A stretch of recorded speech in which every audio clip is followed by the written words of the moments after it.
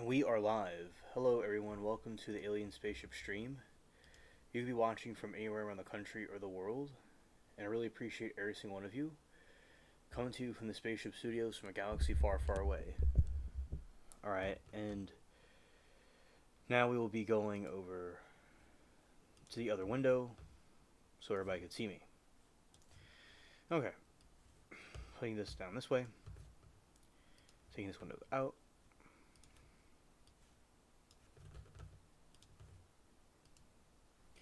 Alright, hello, it is I, Alien Spaceship. I hope everybody's been having a good day. I know it's Monday, not the most popular day, but it is Monday, it is the evening, and, well, yeah, it's technically the evening, because usually the days have been ending earlier because of the fall weather. Yeah, I have been watching a couple of trials today with the chat. It's been interesting. We went to a couple different trials. It's been a while since we've had that. And now what I'm going to do is open up the game and continue.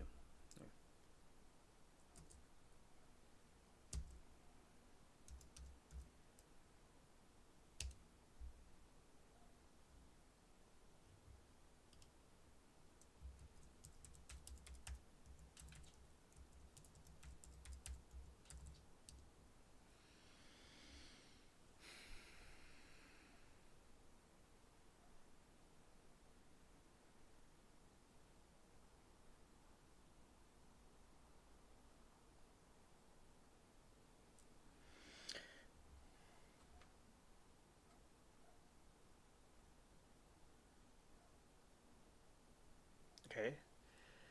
So now the game is loading. There was a 6-year-old trial that we were watching towards the end, which I was watching all of them consistently all day.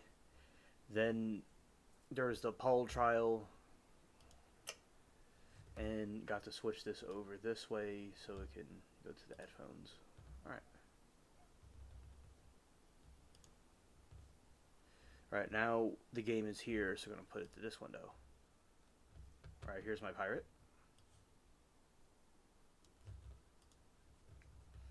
Now we will set sail.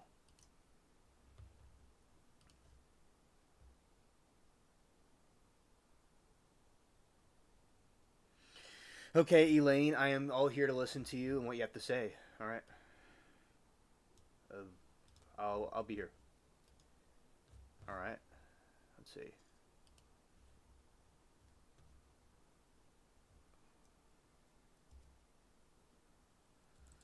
All right. So I think there's something on the porch. Let's see. See what this is.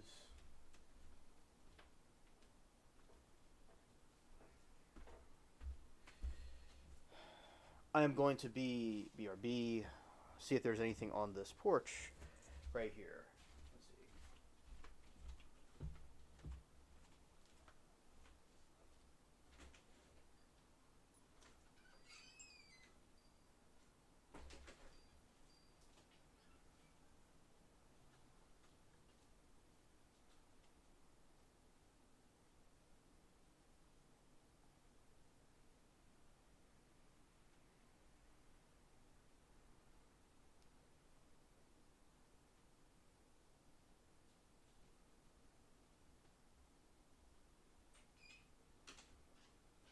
All right, there's something out there. Okay, something's out there. I'm going to be right back. Here's this.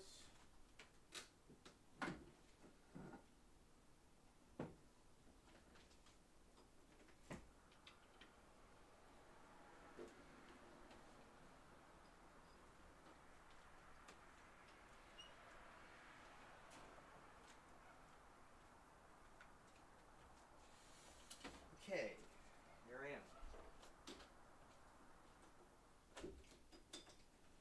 I am back. Make sure all that is true. Okay.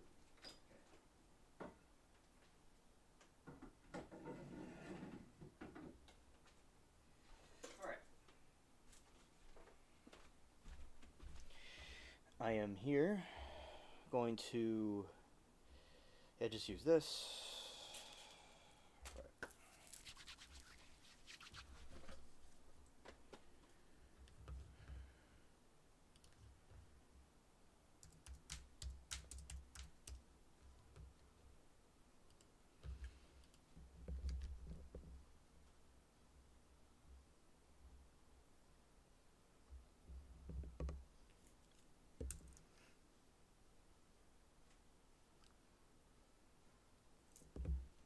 Okay. Okay, Elaine, tell me about what happened. I'll be interested to hear about it. All right, and I'll be here, to listen to what you have to say. All right. So, yeah, this is the game. It looks like they made some upgrades to it.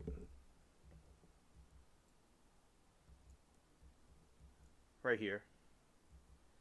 Yeah, the coloring looks different in this game. All right. So, I said I'm here, Elaine, for you to tell me about what occurred, and we'll talk it out. Now, this is, I believe, Tortuga. Yeah, it's Tortuga. Now I'm gonna go back into this swampy area to go talk to this grave digger. I suppose it's over this way. All right.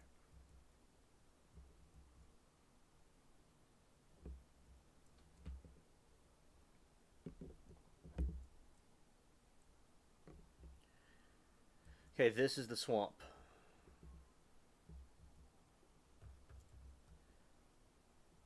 Yeah, they have some spooks in here. These spooky skeletons. Oh, it looks like that quest's probably over with.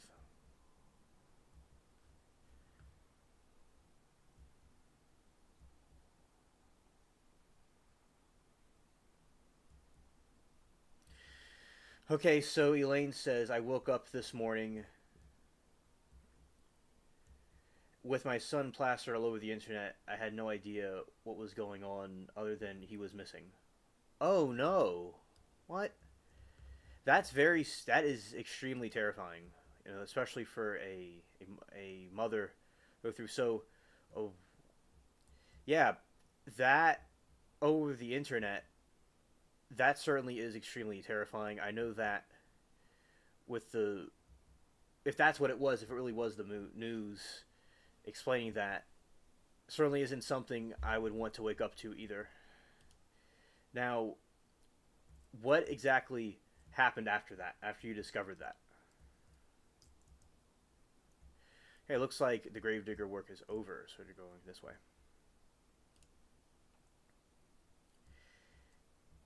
Plastered all over the internet, and I had no idea what was going on other than he was missing. Yeah, and I guess with this different social media, different platforms, we will have the news that will go around, and you get things quite quickly. So yeah, I hope that he's okay, and he's either found safe or process is in work to having him back safely, because I wouldn't even completely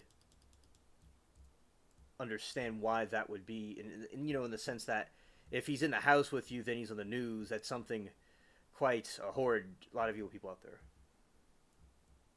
Okay, and Elaine says he was supposed to be in recent care to give his dad, and I some kind of break from care, and he ended up as missing kid in national news.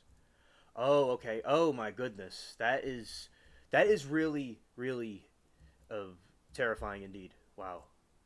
I, in prayers for your son, and that is something no parent ever wants to wake up to, and definitely supposed to respite care, give his dad, and some.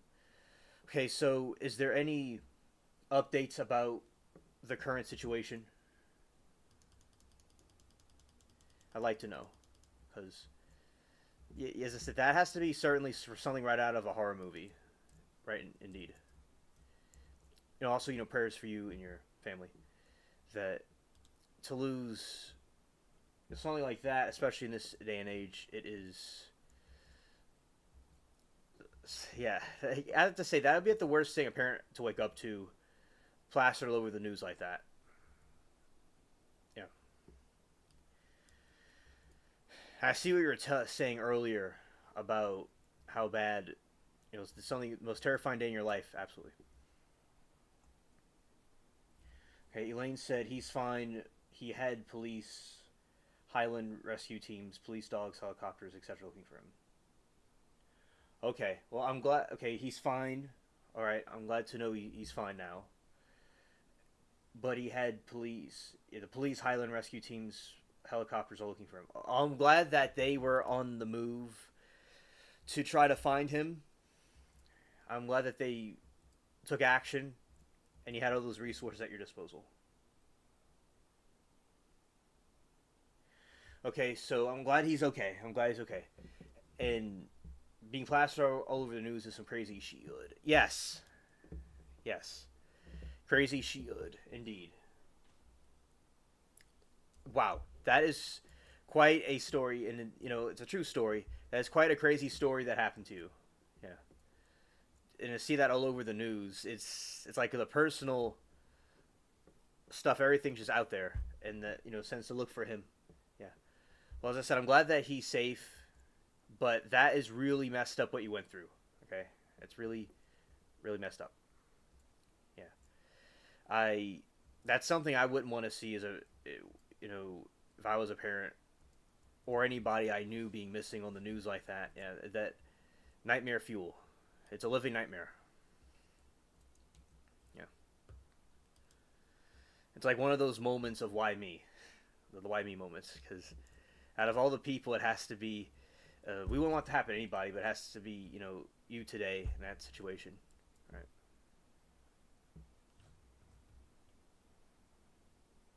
Oh, okay. Okay.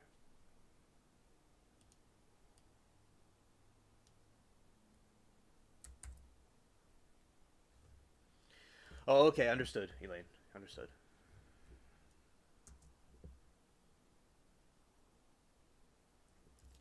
Yeah, today was indeed cray cray. Yeah. Yeah. Yes, and this is what you want to tell me. Yeah, I see it right now.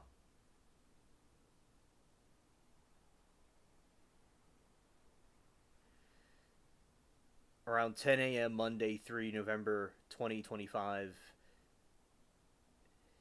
and he's described as 5 foot tall with short dark brown hair.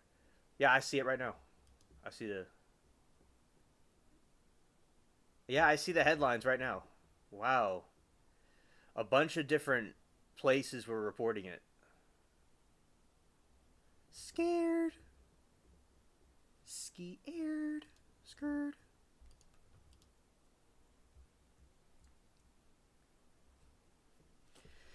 Yes, indeed, crazy day. Wow. And it made headlines. It made headlines, indeed. So,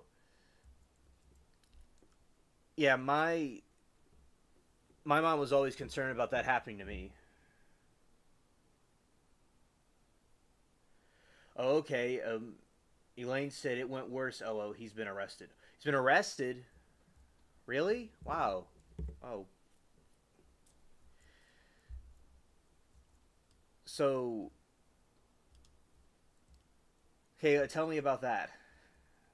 Okay. Arrested. I guess. Oh yeah, because certainly with the police and different people that are trying to look for the son, they, I'm sure, would have to.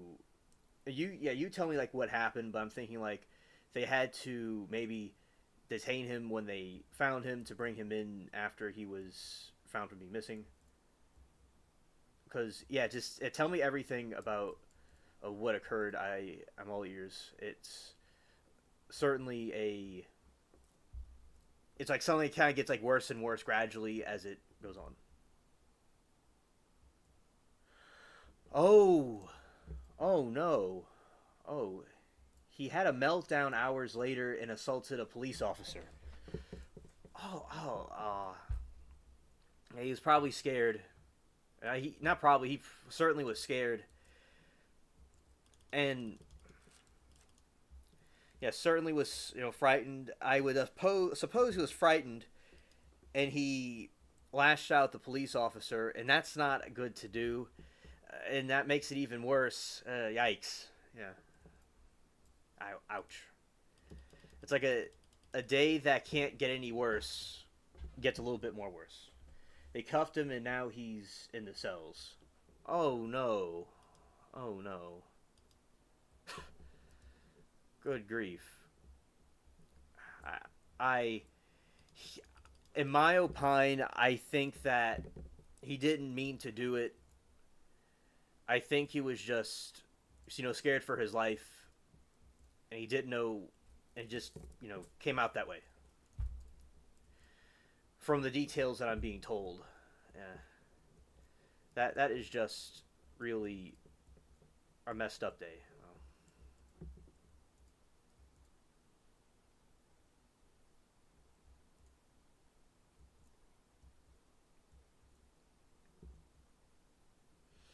Yes, yes. And oh, hello, Judy. Good to see you. And she said, "Son is a nice-looking boy." Yes, he is. Yes, he certainly is. Looks like a nice, happy kid. He doesn't look like a bad kid. He looks like a good kid. If I was a kid, I'd be scared. I'd be scared too. Any of us were in that situation, we would not be happy campers about it. Yeah.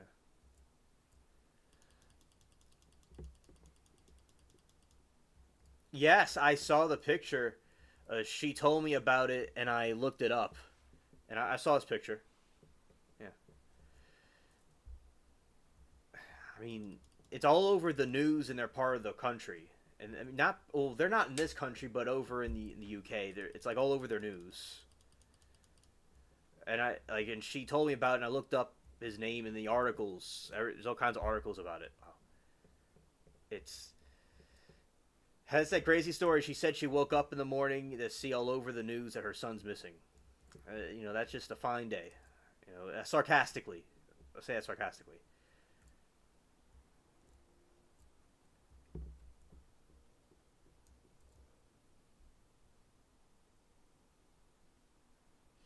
He is mad about being put in respite.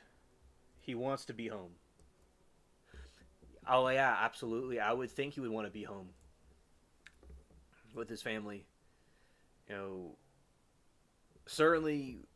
I don't know what the reason was. I know you explained it to me about that he got, you know, missing, but he needs to stay close to his group, with y'all, so he doesn't get lost. And yeah, absolutely, he needs to. He would want to go back home. I would think so. Yeah, it's a frustrating situation. It's best to. And I hope he comes home as quickly as soon as possible.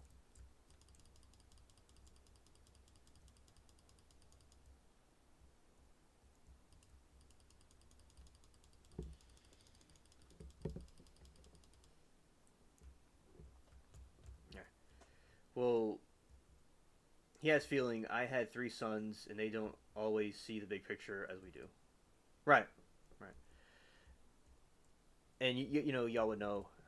It's really the psychological stress on everybody and the family and people involved would have to be astronomical indeed.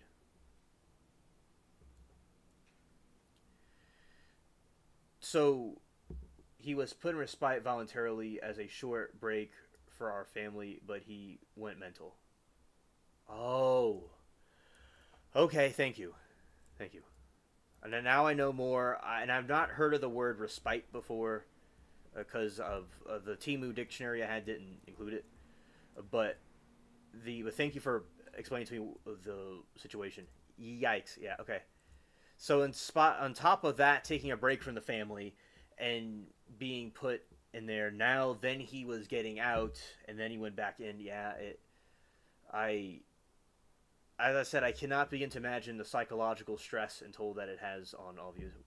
You know, prayers for y'all. Oh, you have a middle son that does that, but he's in his 40s now. Oh, okay. Oh, okay. Scared. But not better. Oh, okay. Oh. All right, thank you for explaining, Judy.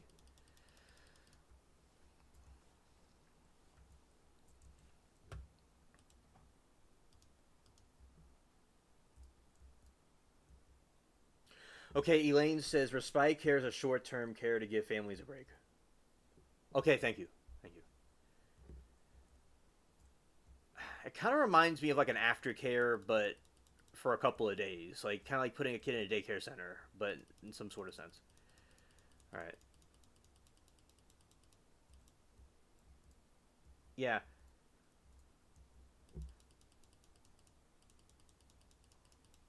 Yeah, it's life. Life isn't perfect. That's true. Life has its ups and downs, indeed. Okay. Yeah, well, I'm glad that he's fine and he was found. All right. And I hope that the whatever situation, can be eased out and whenever y'all are ready for him to reunite or whenever they allow him to get out, I hope you all have a great reunity whenever that is. Oh, thank you, Judy. Thank you. All right. Yeah, that is a set. That's very scary. That's wild. It's like something. It's like you become famous over the unexpected, not the best circumstances, and it's all over the news. Yeah, because she was saying she woke up and she saw that, and she was. I'm sure she was scared. Indeed. Yeah. Okay.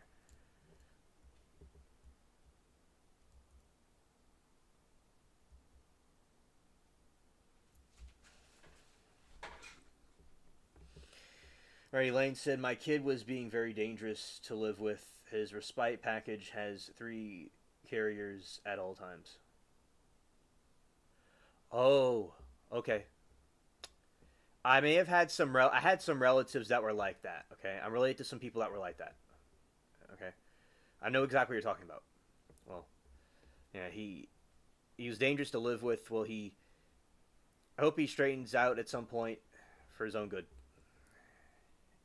And y'all need a break, a well-deserved break, and you need a vacation after what you went through today. After what you went through today, you need a break, a nice vacation somewhere. Where, yeah, the and I hope your family home is peaceful now after what happened today and the situation and everything get back to some normalcy. Yes, yeah. People got to know to straighten out and get with the program. Act accordingly. So now I understand the situation. I understand. Yeah, that's like a wild plot twist that he gets out. There's like a wild plot twist to it.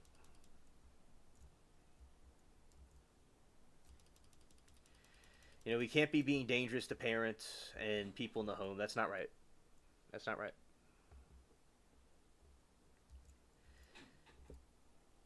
As a joke, I'm surprised the news over there is talking about it because usually they don't show. Although it's not a trial situation, they don't usually show trials and stuff over there. So yeah, it's interesting they would put it out in the news. Right. And Elaine says, "Oh, anyway, how are you? I sometimes get fed up talking about me." All right, so I am doing fine. I had a good weekend. It was yesterday. There was, and Judy told me hello yesterday, but for some reason the internet went boom. It went just. There's sometimes over a couple of months they're either doing maintenance on it or something. Not the company. I don't know. And sometimes it has its little hiccups. And yesterday it had a hiccup, and I had nothing to really, no connection for like the night. And then I got it back today, and here I am. So I got to take care of everything. So Yeah, I'm doing good. I enjoyed watching the different trials with everybody. I was in the different trial chat rooms. It's been a long time since we've had like 4 in 1 day. And it was pretty cool. I enjoyed talking to the friends and hanging out with everybody. It was, and I just got to see the cats in the back, and might be planning out some stuff in the yard. I'm doing pretty good.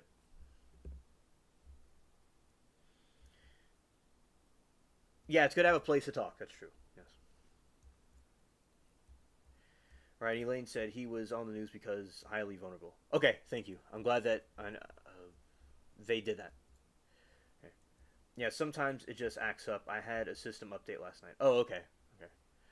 Yeah, I have Cox, something called Cox, right? And it usually does what it's supposed to do, but sometimes there's certain, I don't know, at once a few months it will uh, hiccup a little bit and then it comes back. So yeah, I I was watching some old TV show about boxing yesterday. Was I got to see the constellations look perfect. The constellations look perfect today. Last night or early this morning looked stunning. Everything was just perfectly positioned, and the moon looks nice. It's a full moon right now. Yeah, it was all nice in the yard, and did the exercises and just enjoyed nature. That's what I did. All right. The IU or UI update. Oh yes, yes, right, Judy. Right. So yeah, I haven't really. And we're reviewing those trials. I saw there's a sentencing for that dude that murdered his mistress and the kid. That one, I was watching that. I was watching I was watching the 6 year old the whole day, but the 6 year old trial the whole day. But not many people were in there. But I was watching that. I was watching Paul and the other one too. Just, it was interesting conversations about the trials with the different chat groups. Yeah. See, I am going to have a Winterfell garden at some point, and I'll put that up on YouTube. There is something I was supposed to I'm going to upload from a little while ago about some stuff I grew, but I haven't uploaded it yet. Yeah, there is just some because I liked, as I told Elaine, I like to grow different things. I've not been focusing on the garden too much this year because I've been focusing on YouTube the most. I could have done both, but I just got like really hyper focused on YouTube. And as I said, this is one of the most successful years I've had with the YouTube. And shout out to all of you. I'm thankful for the support. So yeah, it was. And I'm reflecting on this year. It's been a wild year, and really cool. Because 6 year old like Zoom WebEx. Yes, yes. It was like in a Zoom call. Yeah, I remember that today. Yeah, it was in a Timu Zoom call. And the mother who seems like she was neglectful and with this crazy person that deleted the kid in 2016, and then all of a sudden they're gonna have a trial over it. It's real shady. And there's like everyone has lots of questions, including myself. There's more questions than answers in that. Paul, or I'm calling him Paul, but it's probably Pahal, however it's pronounced. That dude's guilty of sin, and I think, and the other trial, the other person is most likely guilty too. I don't remember much about it. I remember the trial, but I don't remember what it was called. But the other one, the guy's guilty too. So, yeah. Today, as I said, the internet was restored. Oh, and Mary Toodles had an appointment over some pain she had. My grandpa was sick, but he seems like he's doing better now. So that was like family news about it.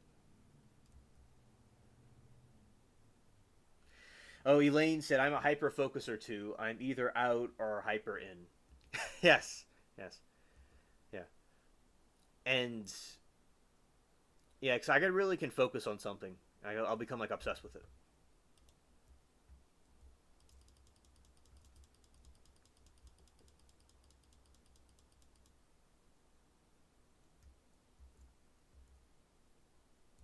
Yeah, you don't like those kind. Yeah, I don't blame you, Judy. It's really annoying. Yeah, yeah, it's certainly a Timu effects.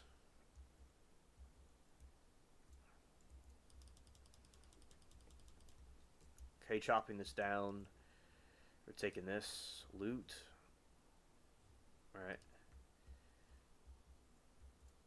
I like seeing the chat, the different perspectives people have in the chat about different things. That's also nice.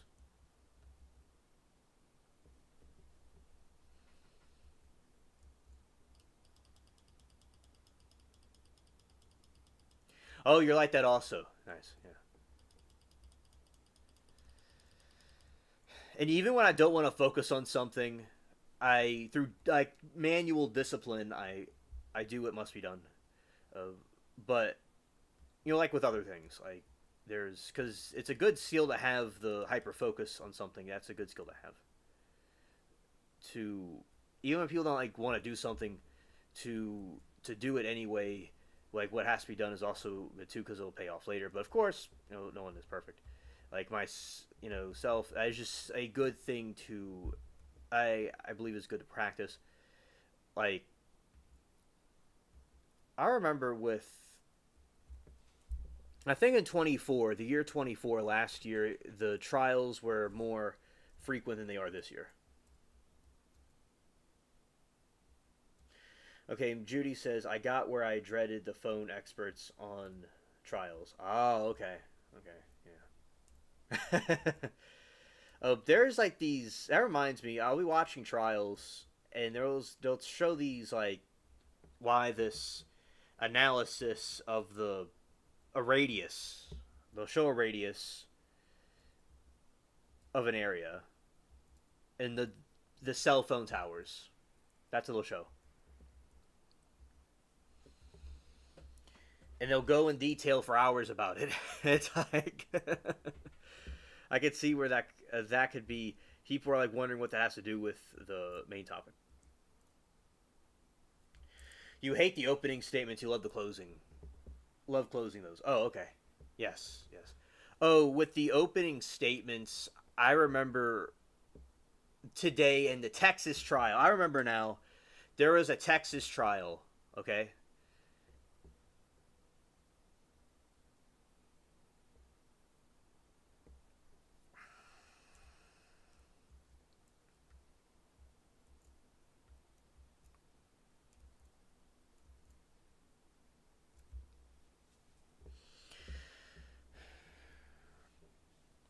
There was a Texas trial that happened and today and there was this horrid glitching noise during the opening statements and I just took my headphones off. I'm like rest in peace headphone users. That was really loud and the whole thing was glitching. It looked possessed. Most of my brain procrastinates though. My hyper focus is a small part of it. Oh, okay. Like DNA, we get half from mom, half from dad. Yadi yadi. Yes, yes, yes. I understood. And we get DNA from both parents. That's true.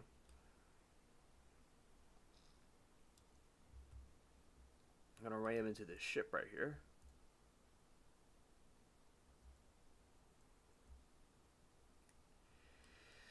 This ship is pretty much over with, like this. Boom.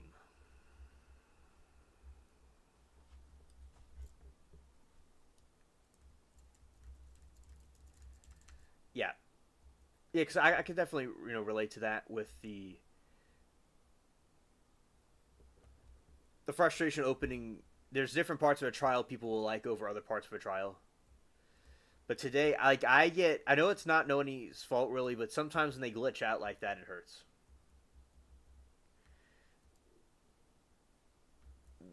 We got trials memorized. Yes, yes, absolutely.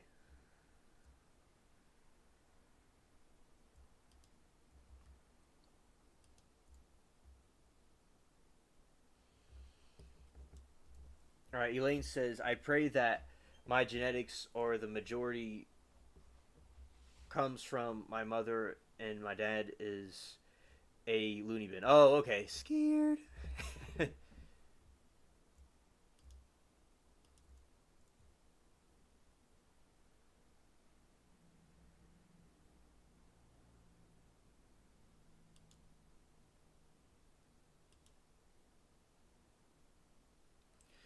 Yeah, yeah. So yeah, hopefully, and I think you are like your mother. I would say you seem just right for the spaceship. And but yeah, I hear what you're saying. My dad isn't the sanest individual himself. Right.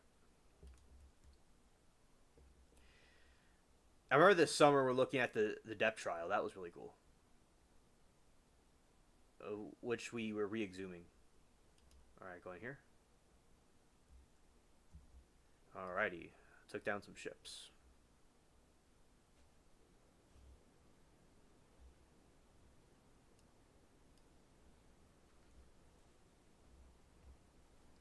All right, that's the moon, and then that's the island right there. Okay. Yeah, and amen to that, Elaine. All right. The we gonna need a spaceship on hold, alien. Yeah, yeah, absolutely. Yeah, right on. Scared. All right. So,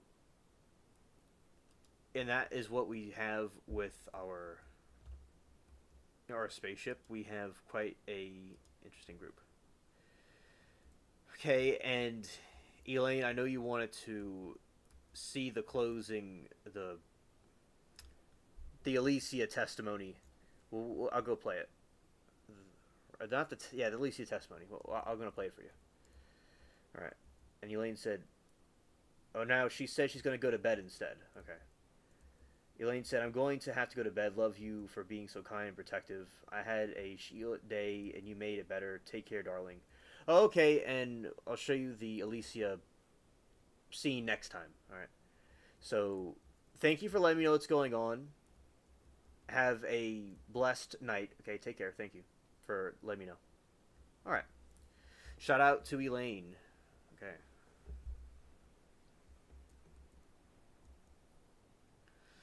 All right. So now I'm on this island with these groovy skeletons right here. Okay.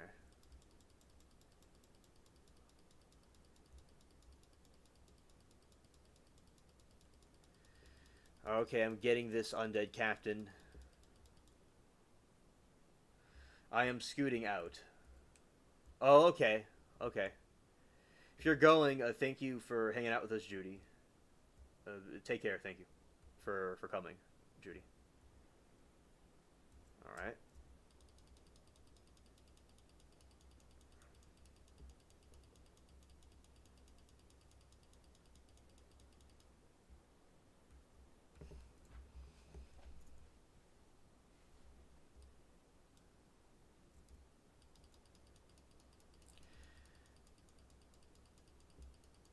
All right.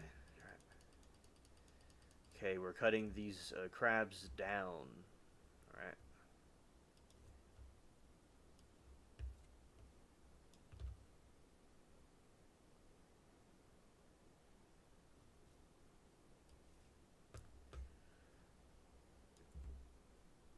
Chuck something this way.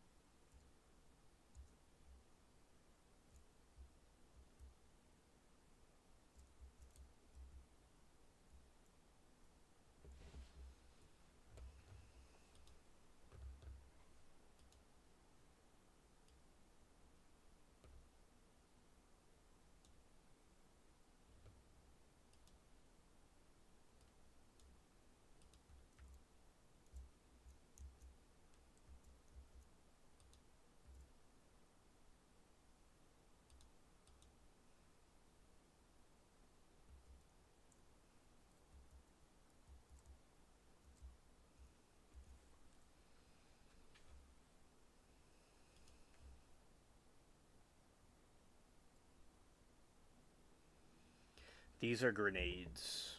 That's what this is. It's a grenade. Like a medieval grenade. That doesn't make any sense, but that's what it is. Like, basically, to put it in layman's terms.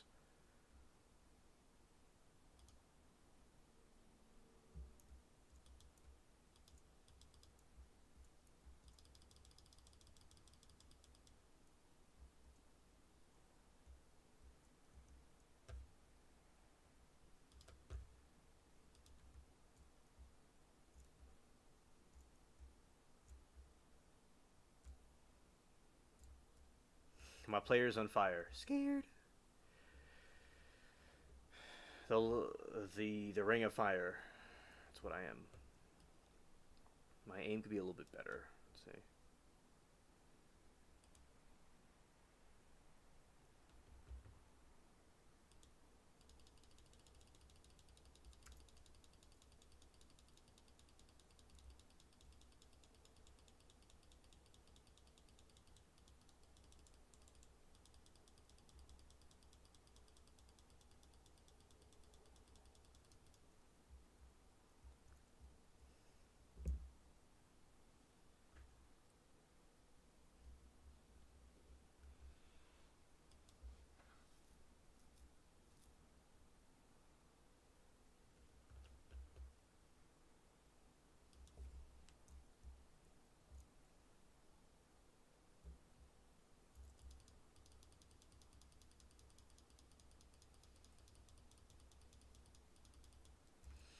I realize that these islands are just mass graveyards. Like, it's not even a place they buried treasure, it was a graveyard.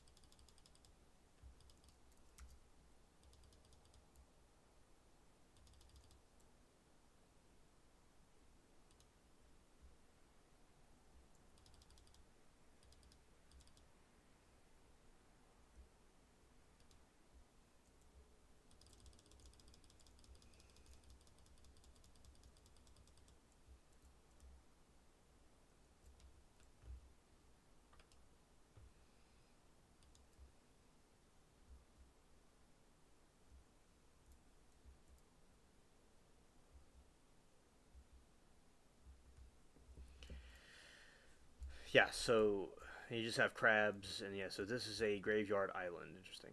So I think they pretty much all are graveyard islands.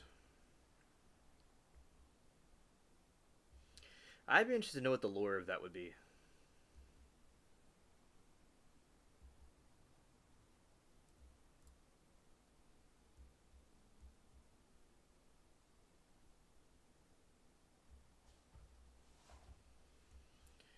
Alright, so I'm going to swim this way.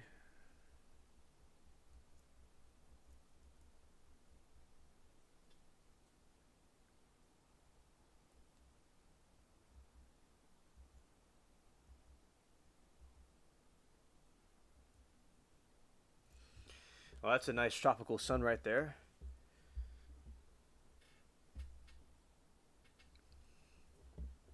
I don't know if y'all could see it. Let's see.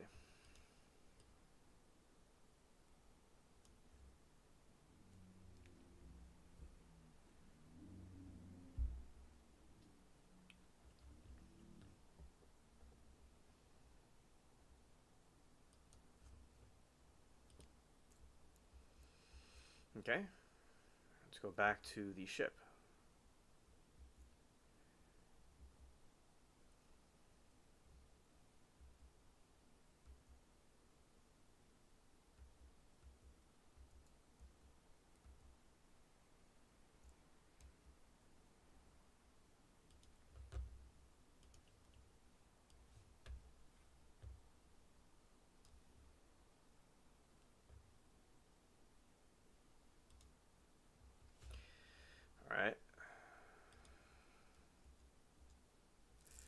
Let's do it like this.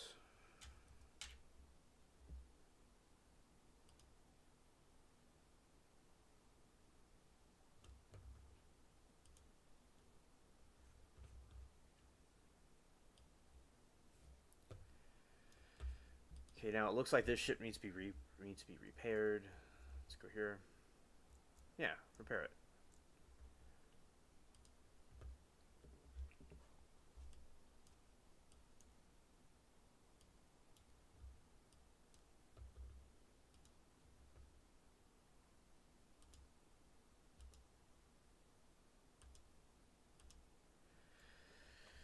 Okay.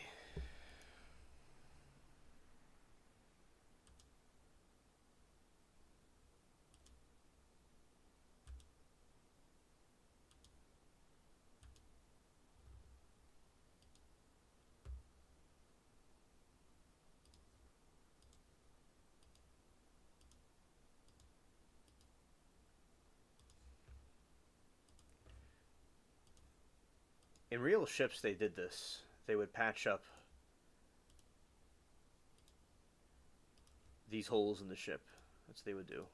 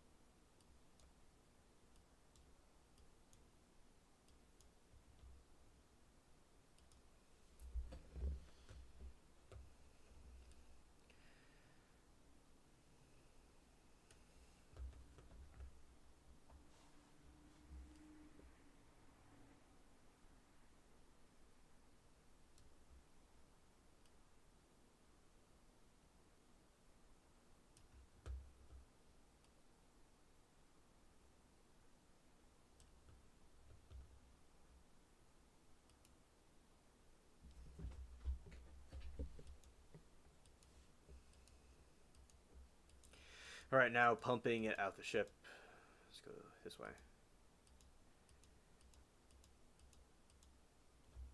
Okay, and right here. Yeah, so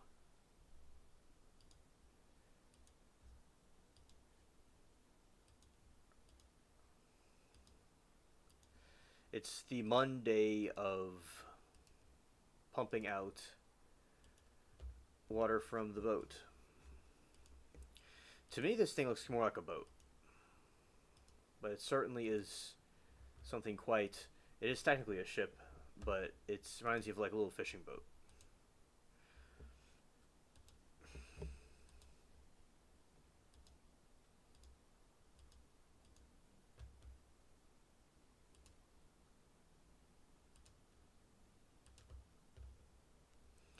All right, everything's all repaired.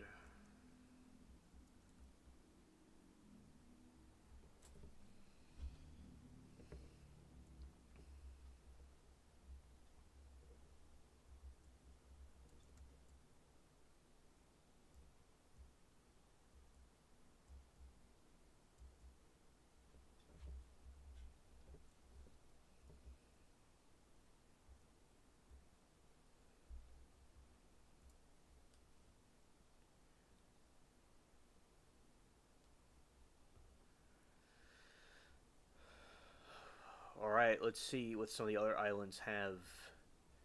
If they have anything strange, like a if I'd say pretty much every single one of them has graveyards on them, or like a bunch of haunted islands.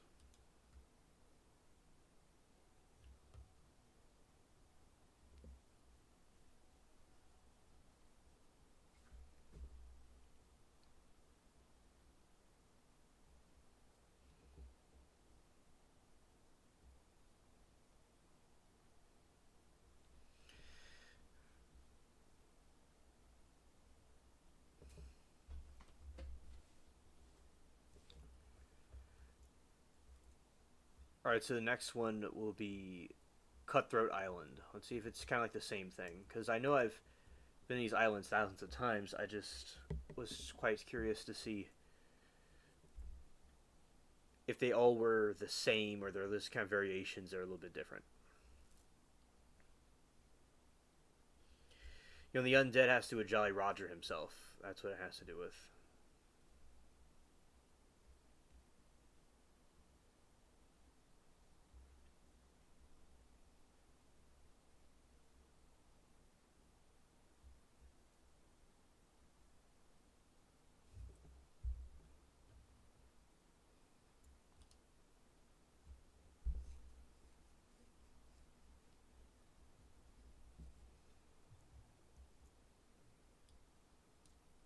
All right, here's a skeleton right there. That's a skeleton. Some skeleton dudes here.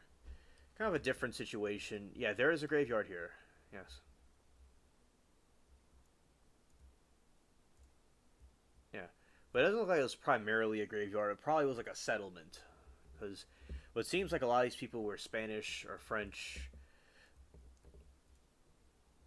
conquistadors, for the Spanish side, of course. And then you had the French explorers, too. So they must have maybe either had a settlement here or they. I'm just making up, like, off the top of my head what it could be. Or they. Yeah, maybe it was like a civilization that did that. Or they buried them here off the coast because it was the only place they could put them, and they didn't bury them out at sea because it probably was like a settlement.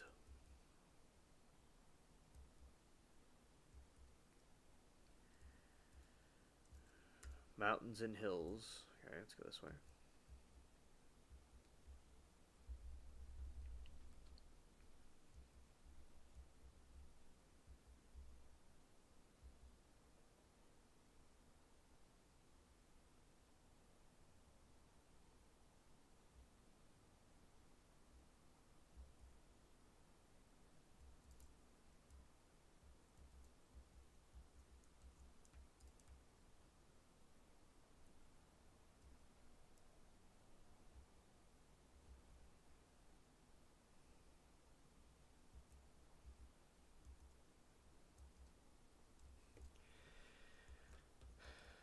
Oh, this is like a jungle of graveyards right here. Okay.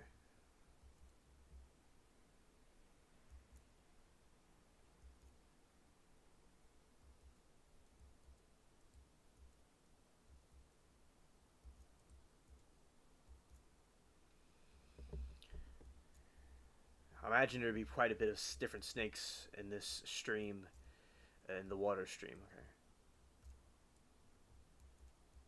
Okay, and then they have the waterfall. I remember the waterfall. It's like a very peaceful tropical jungle, but there's also a bunch of skeletons lurking. Yeah, and they all are flowing down this way. That's under the sea. This stream it goes this way.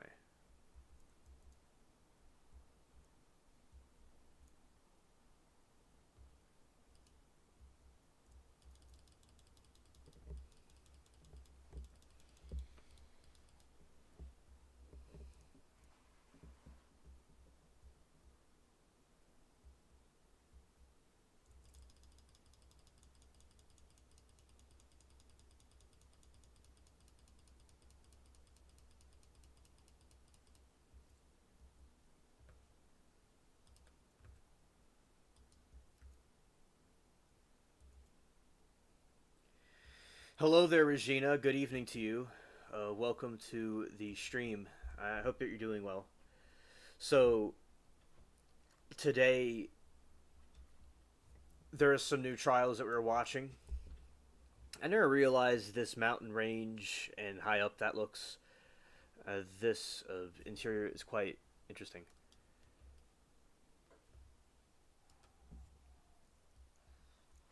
Oh,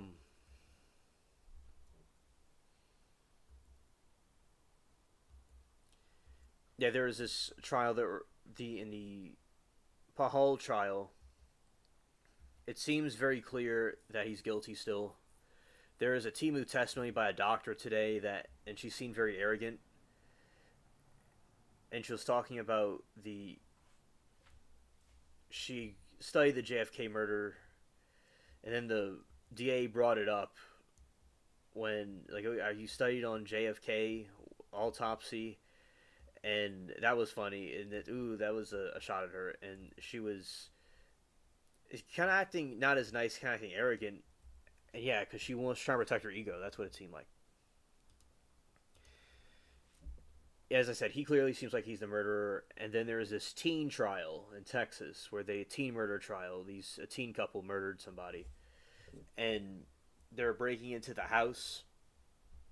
The police are breaking into the house, and yeah, they just took the rod and they just busted the windows and opened it up and got in there. That's gonna be interesting to see. There's one that's not as popular, the 6-year-old trial, where it was something based in 2016 where a murder happened, and now they're doing the trial all these years later. The mother seems very negligent about the trial itself, where, her role with the kid.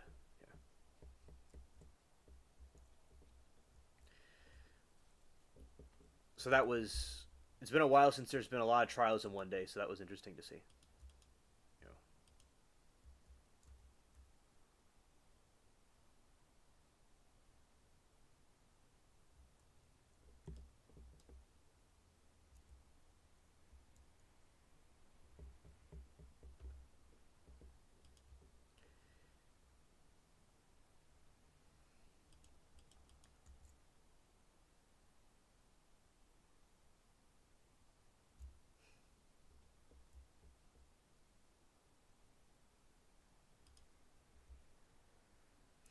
Okay, and yeah, and that's what I was doing today with the trials. Now,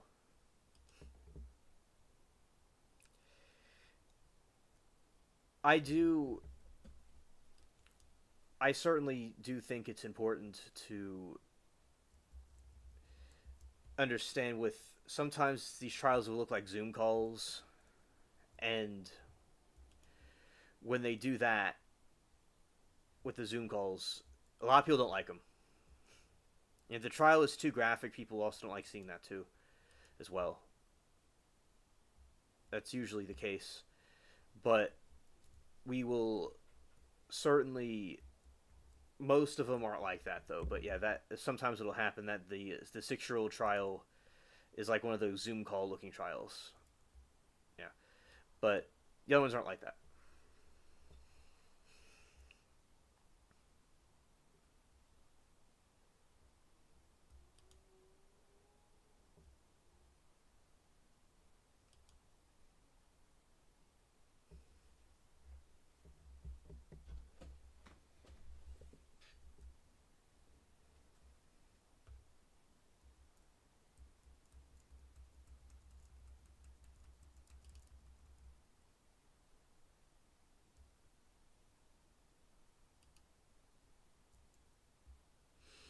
Hey, then that sunk. That's good.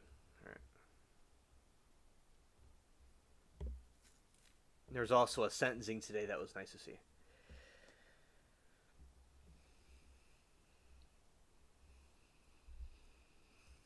All right.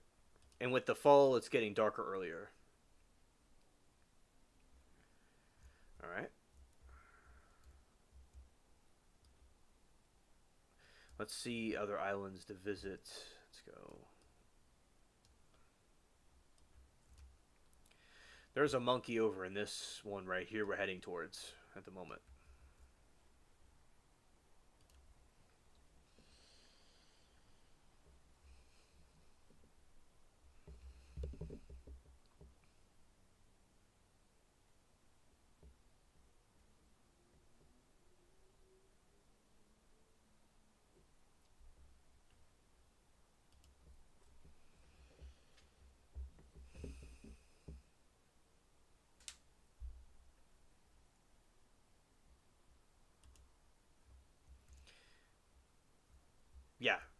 This one was in the movie.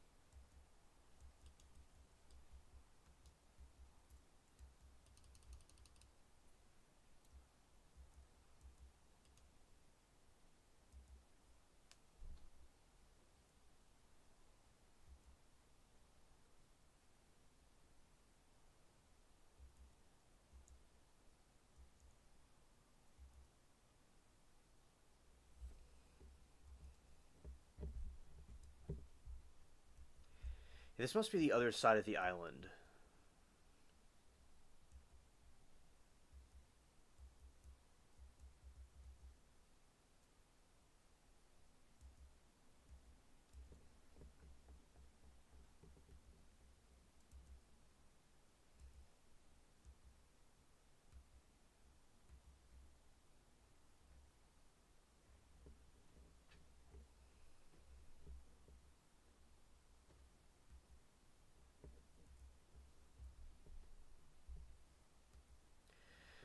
So I'm going to go around this way to try to find the actual entrance.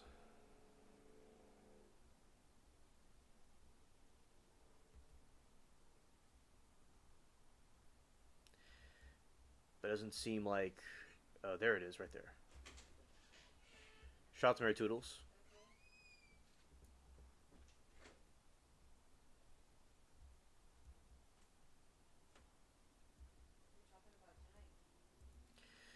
Talking about some trials and reacting to different scenes of it. I'm playing it right now. What? Alright.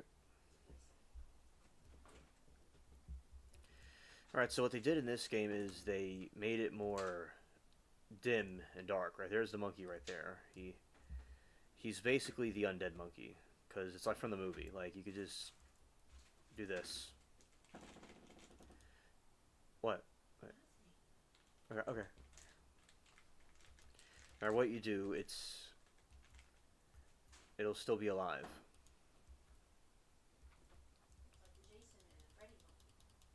You say something? Never mind. What? You said no matter what you do, it stays alive. I said it's the Jason and Freddy monkey. Yeah, yeah. It was from a scene from the pirate movie that they took it from. And that's Barbosa.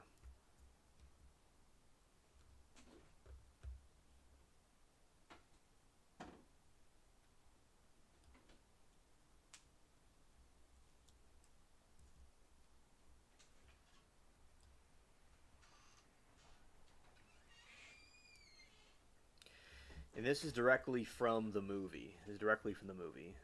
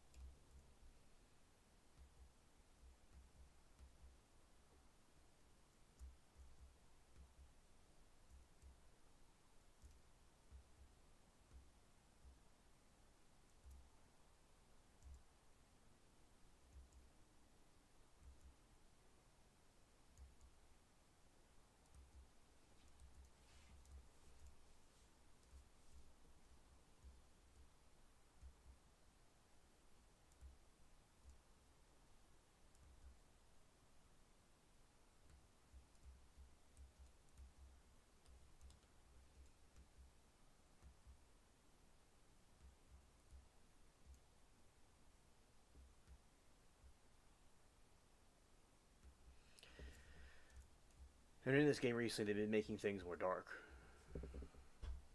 More dark. With the dimmer lighting. Right. Yeah, so that was the Devil's Anvil Cave.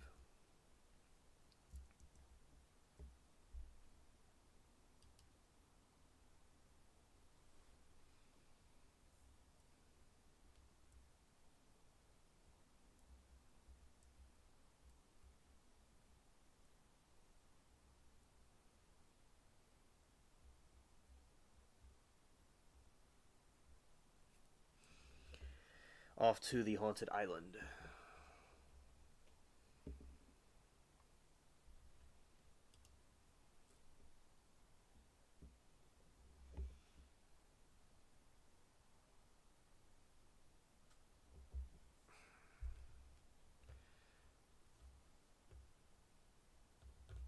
What's this say? Secret unfolds upon the seas, Caribbean whispers. A navy holds deployed fleet, adorned with mark of the Kraken Hunter. A battle legendary reports awaits for those who seize the opportunity. Interesting. Okay. Okay.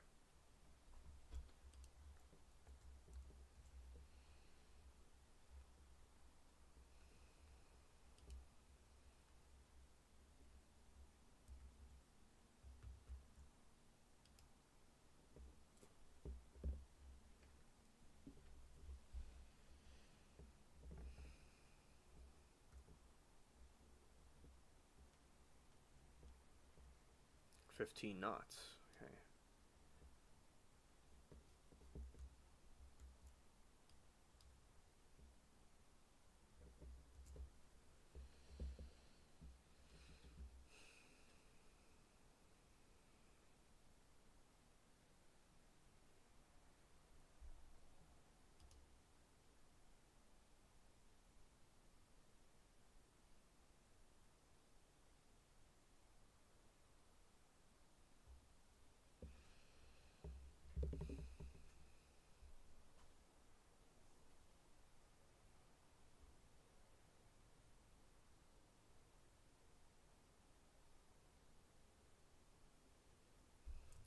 Yeah, is there a Kraken fight going on?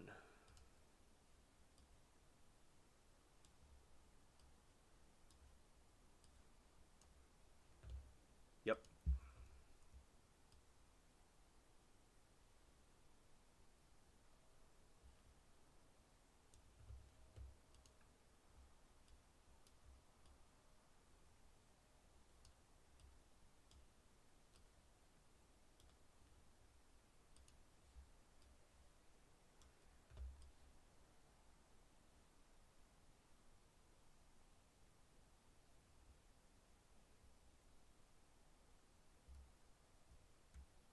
Ah, it's that way. I see it. Here, let's go. Well, I guess we go out there.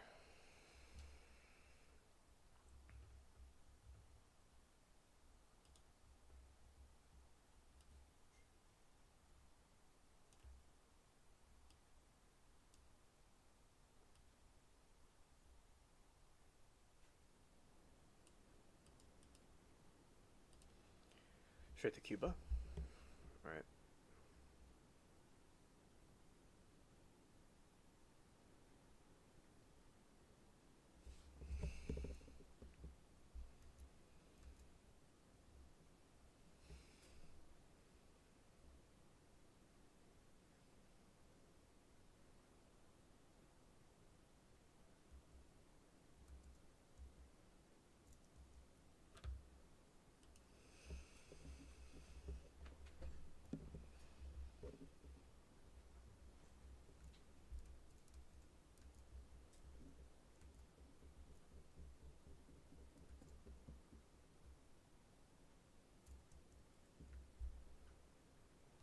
Is this thing still out here?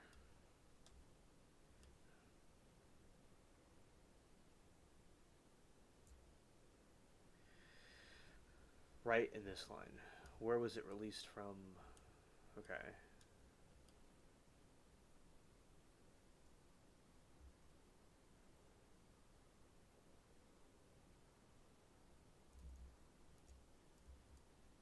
At that angle, we should be right in line with it.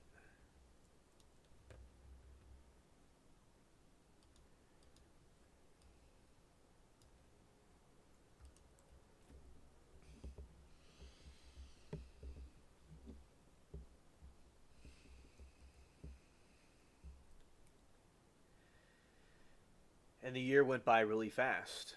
Indeed, I think. The year went by very fast, and we've been having a pretty cool year. Now, does this mean that it's sunk, or is it still there? I don't know. That's the pirates are fighting against it. Okay. Let's see. That's a big one. That's a big one right there. Wow. All right, we're right at the right angle to go fire. All right, let's go this way.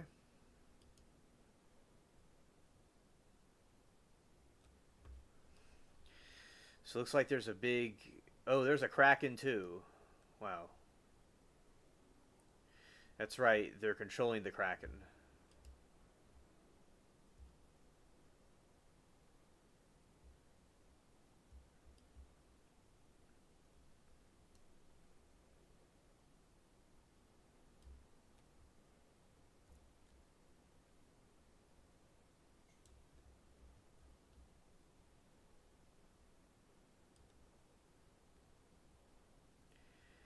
Well, that's epic. That's epic.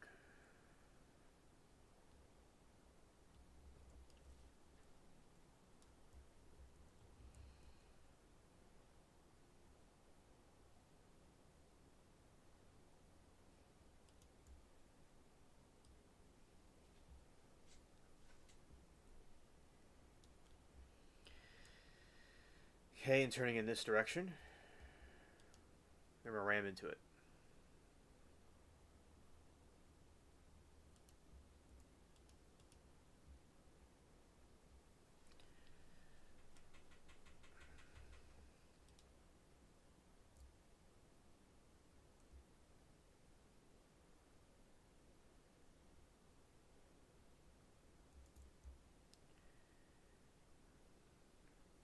Oh, that's cool. That's cool.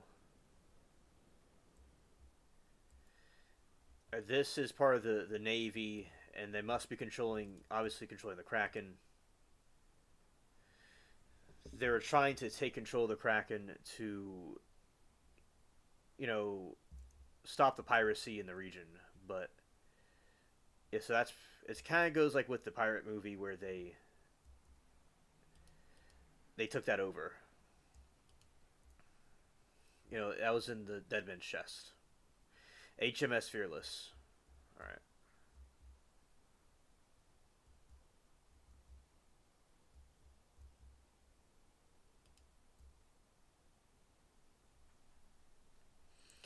Ah, the Avenger is a ship. Okay, so it's part of like a fleet, it's like an armada. Okay.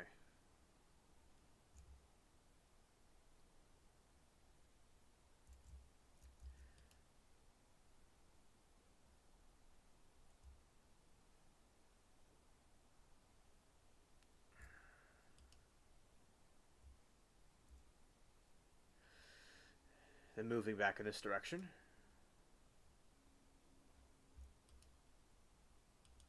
And then getting that. It's basically turned to a war zone.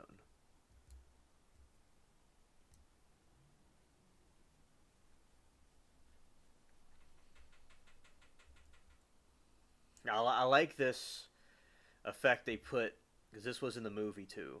I like this effect.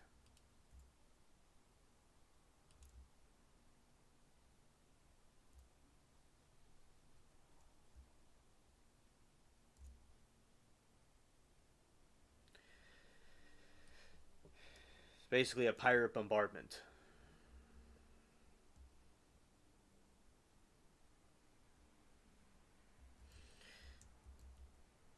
So I would even suppose that in the real, like, in the movie lore, you could argue this was like a canonical thing that would have occurred when they were fighting the Navy over the chest, the dead man's chest, to who would control the Kraken and the Flying Dutchman. All right. Okay.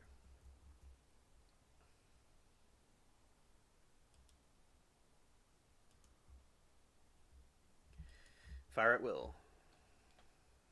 Ah, it's almost down.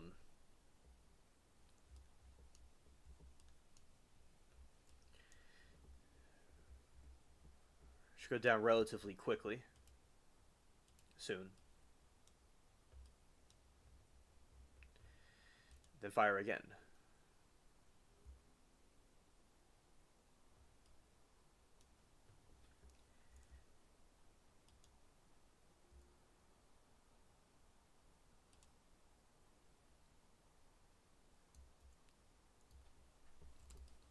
All right, that's good. Then we drift out kind of a little bit to take out the main ship because there's a bunch of them trying to protect the main part of it.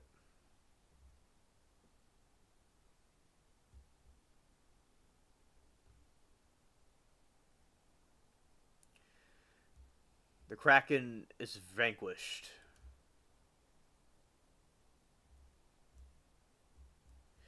Oh, hello, Michael. Good to see you. Welcome to the chat. We did you watch any of the trials that were on today? I'd like to know your thoughts about whatever trials you saw, if you saw any. I'm glad to have you stop by. Oh, I'm having a fight with the Navy, the Kraken Navy, because there's the Kraken ship right here. Everybody's trying to take out. Okay.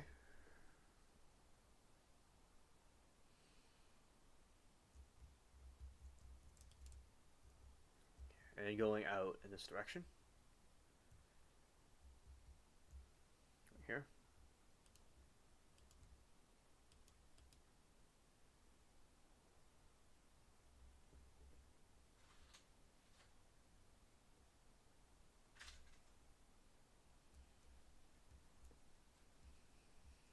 Ah, here we go. We're right up next to it.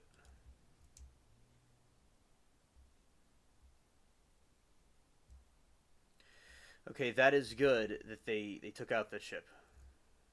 That's good.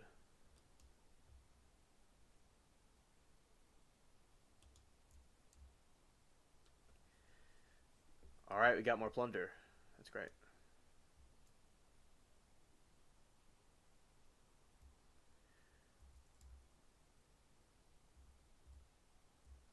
Oh, okay, you saw that today.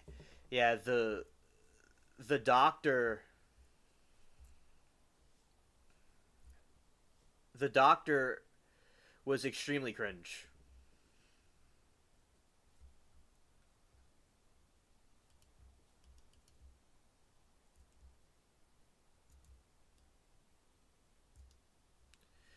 Oh no, we're oh wow, we got a lot. Okay, this ship is going to sink. The HMS Fearless. Yeah, but I think that doctor was cringe, in my opinion. And yeah, I respect a resume of proper credentials, but I just think that she seemed arrogant to me and not really reliable. But I still think that dude's guilty by what I saw. Okay, you think the doctor did good for the defense? Okay, I I personally now you think that it helped the defense case. I'm talking about the one with the glasses, the female. Yeah, she seemed like I wasn't a big fan of her, but I I hear what you're saying.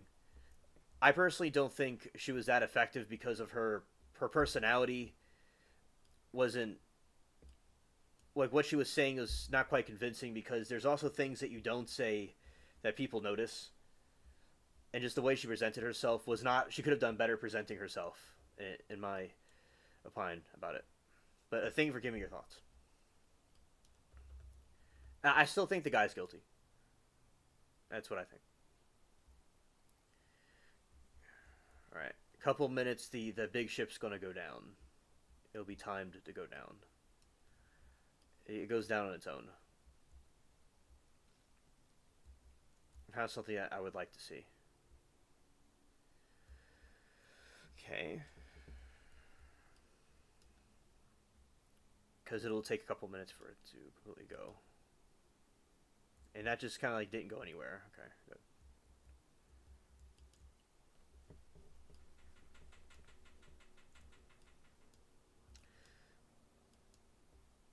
All right. I do want to see him taking the stand. He's allegedly supposed to take the stand. I will be interested to see that.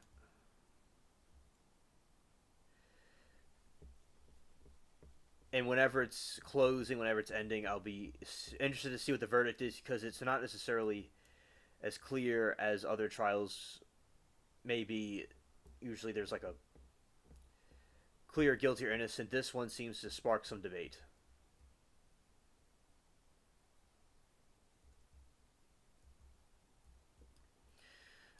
All right, and oh, and Michael said, clinic from a clinical point of view. From a clinical point of view, she technically was correct. Okay, thank you for telling me your take on it. Now the jury has to like her though, for them to believe the defense. We don't have to like her, but the jury does. And I would say if I had like a defense, I called a witness, you would want the person to not come off as too arrogant because you don't want to turn off a jury. But yes, I certainly do think that whatever facts they're saying should be taken into consideration over if you like the person or not, right? And we'll see if it helped the defense. But if, as I said, if the defense messed up and he really is guilty, I guess it was the right thing to get him locked up. But we will see how the trial ends if it is guilty or innocent. But yeah, that's it. And you don't think he's going to take the stand? Okay. Okay. And I, yeah, that was just some talk that was in the chat. And usually they would not take the stand. Or it's not advisable for them to take the stand because of those factors. Like, they could incriminate themselves or make their case worse. But yeah, that was some talk. And if he did, I'll be interested to see it. Or if he doesn't, that is probably for the best for his own case. Yeah. I watched all the other trials too that were on. There's a Texas, one about Texas, this teen murder trial. That's going to be on. That came on today. And the 6-year-old murder trial, which is this trial with a Zoom call, which quite a few people are not a big fan of because of the way it looks. What I mean by that is they don't like the Zoom call mechanism. A Twilight ostrich hat, plain pirate cuff boots. Let's take what we can. And maybe take some of these as well.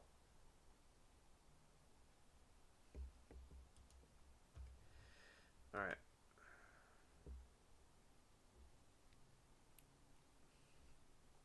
Oh, hello, Glow. Good evening to you. Welcome.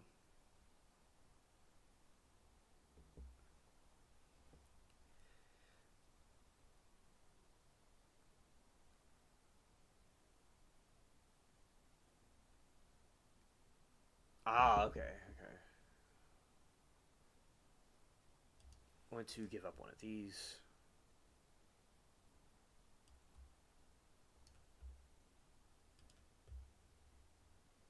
Put the ostrich hat here. That'll go with the hat. Definitely.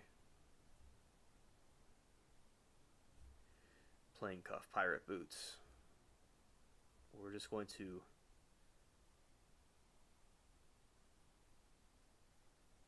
Oh, okay, Glow. Thank you for the update. Like Tawisha. Oh, okay. I'll certainly see that tomorrow. Okay, thank you. See if we could salvage this one. And I appreciate the opines. Okay, is that one? That one? Are they the same thing? Okay.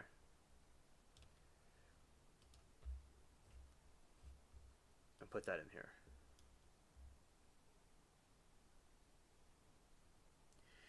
Okay, Michael says the defense's K9 expert may not go well with the jury, in my humble opinion. Okay, Michael, thank you for your take. Thank you for your take. So, yeah, I certainly have not heard good reviews on the K9 experts.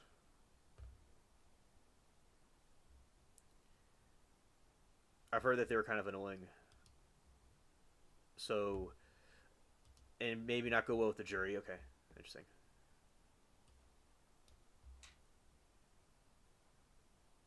Trash that, and we're gonna keep this.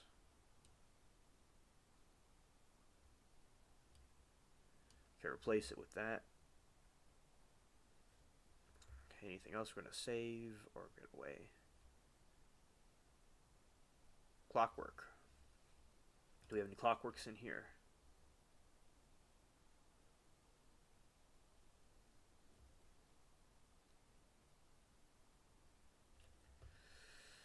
All right.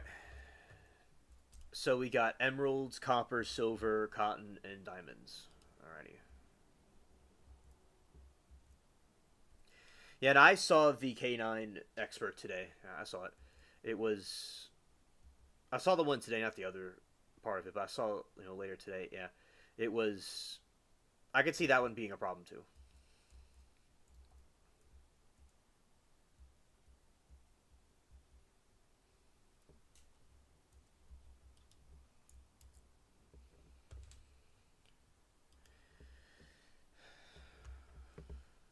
Fence. So yeah, it'll be interesting to see how all these trials fare out. Because for some reason this year there wasn't many trials.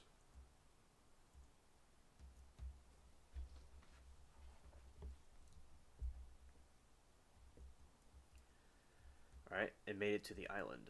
Okay.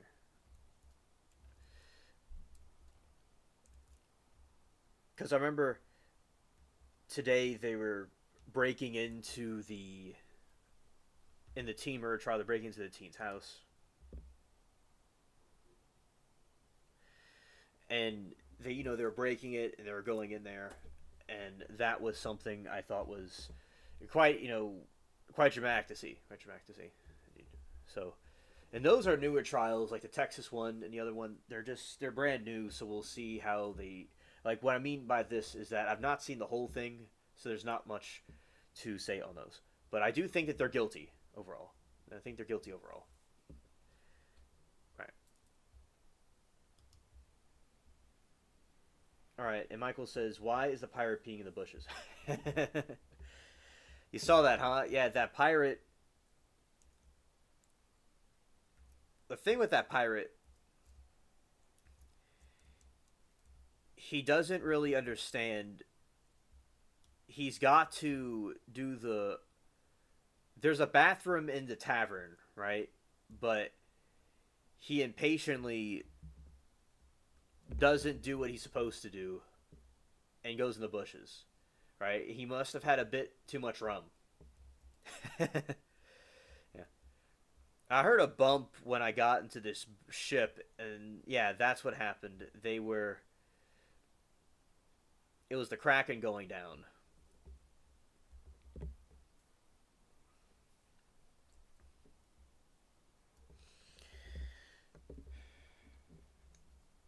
During the sentencing in one of these trials today, it was a heartbreaking to hear the grandmother's testimony, not I mean the statement, witness statement. That was a heartbreaking thing to see. I was watching earlier. Yeah, and so far I just think all of them are guilty.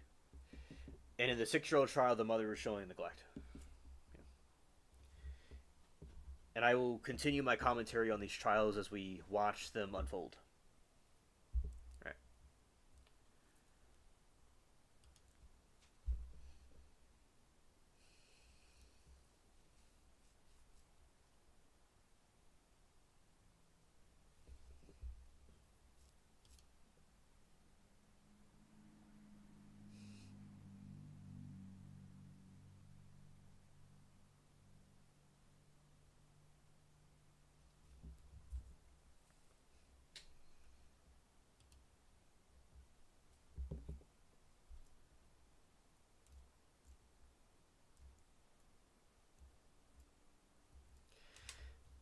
This island is a little bit different than the other islands. This one is a giant fortress where the navy is.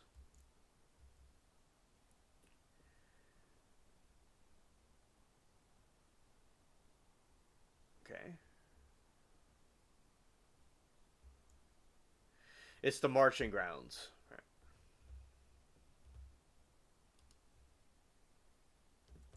And let's see what this. I'm going to learn a bit more about this trial. This is, by the way, this is the view of the marching. Right there.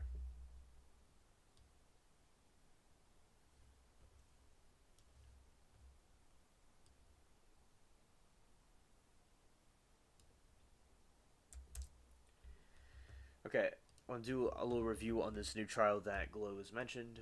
Let's see.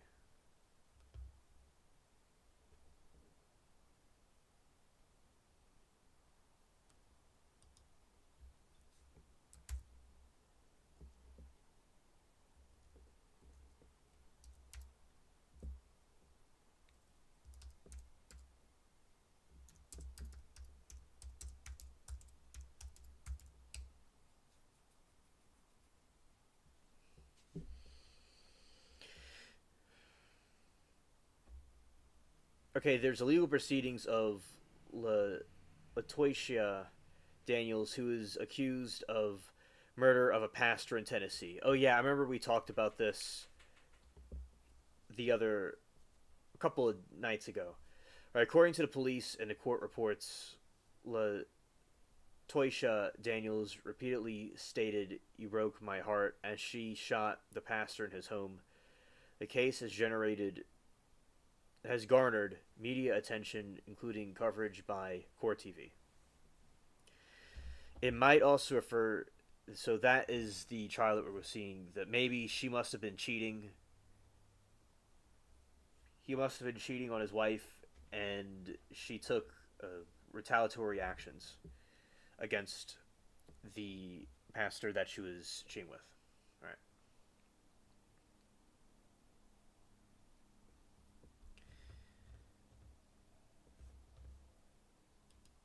Okay, and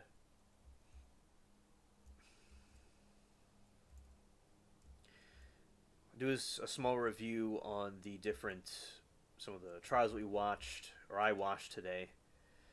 Right now, let's go here. Let's do this.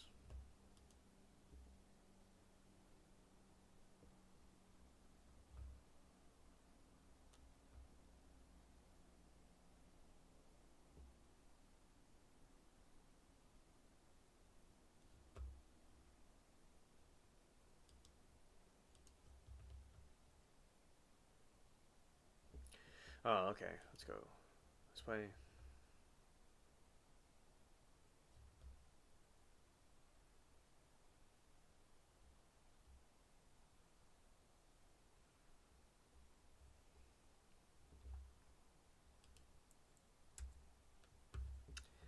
All right. Yeah, so today there is a J. Caro sentencing for about the missing baby. There was that one. That was cool. That not cool, but finally it was about time for that to take place. And this other one over here, the teen level murder trial. We'll explain right now.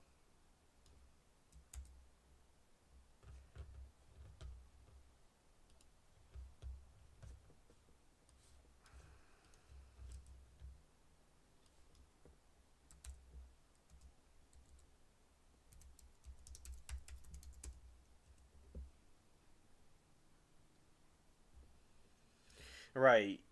Uri Uric, 18, and Tara King, 17, are a teenage couple who were arrested and charged with capital murder. In February 25. Okay, Michael, good night to you. Thank you for stopping by for a couple minutes. With capital murder in February 25. February 2025, for the death of Tara's grandmother, Tammy King, 61, in Bassliff, Texas.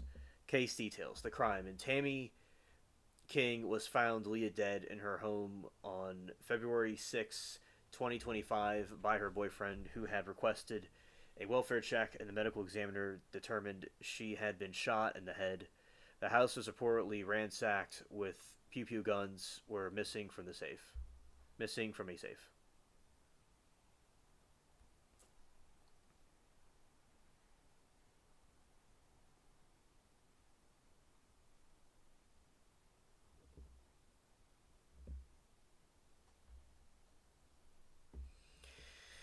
The aftermath. Following the alleged murder, the couple stole several firearms and transferred hundreds of dollars from Tammy King's bank account to their own via Cash App.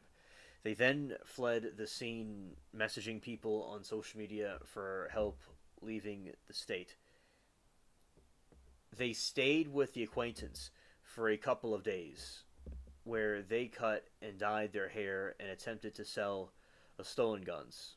Arrest. The couple was a subject of a 3-day manhunt and was eventually arrested in Laredo, Texas, near the U.S. border on February 9, 2025, with the assistance of U.S. Marshal Task Force. Current status: both King Urich were charged with capital murder and denied bond. A third individual, Travis Hodge, was also arrested and charged with hindering apprehension and other drug firearm offenses for allegedly driving the couple to Laredo.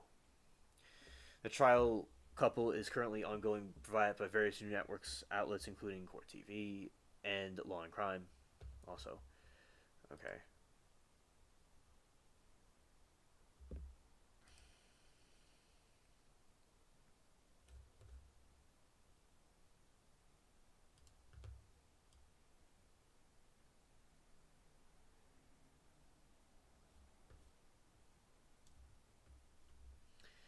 Okay, interesting.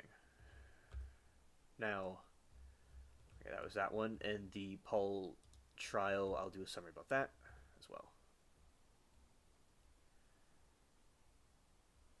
Oh, I've been watching the first grader shoots the teacher trial. I've been watching that one too, and I do think that she is responsible for what she did.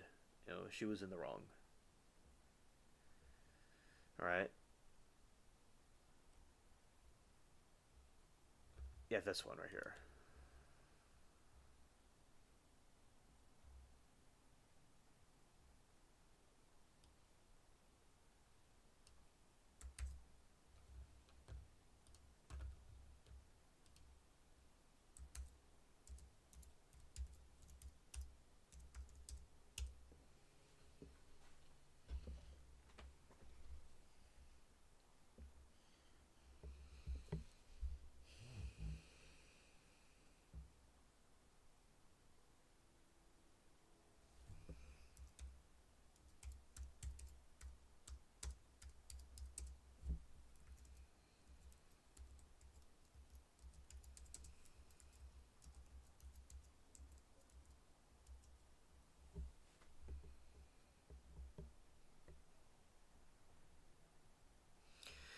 Right, on day 6, Matthew Palmer trial, the following witnesses took the stand: County Sheriff's Detectives David Schauder. He returned to the stand for a continuation of the testimony, focusing on digital evidence he presented at web searches from Paul's phone, including dead body found by construction crew, which occurred before the victim was publicly identified, spikes in usage of police scanner app when law enforcement was in the area.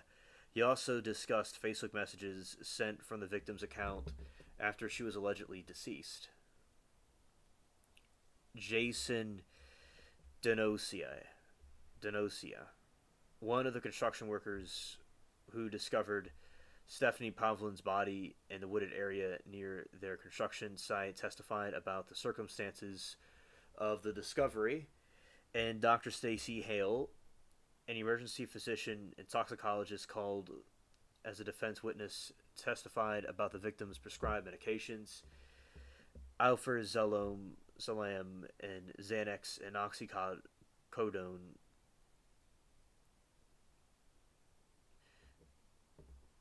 in 2022, and their potential withdrawal effects. Prosecution rested its case in chief after these testimonies. The defense presented a motion for acquittal, which the judge denied. All right.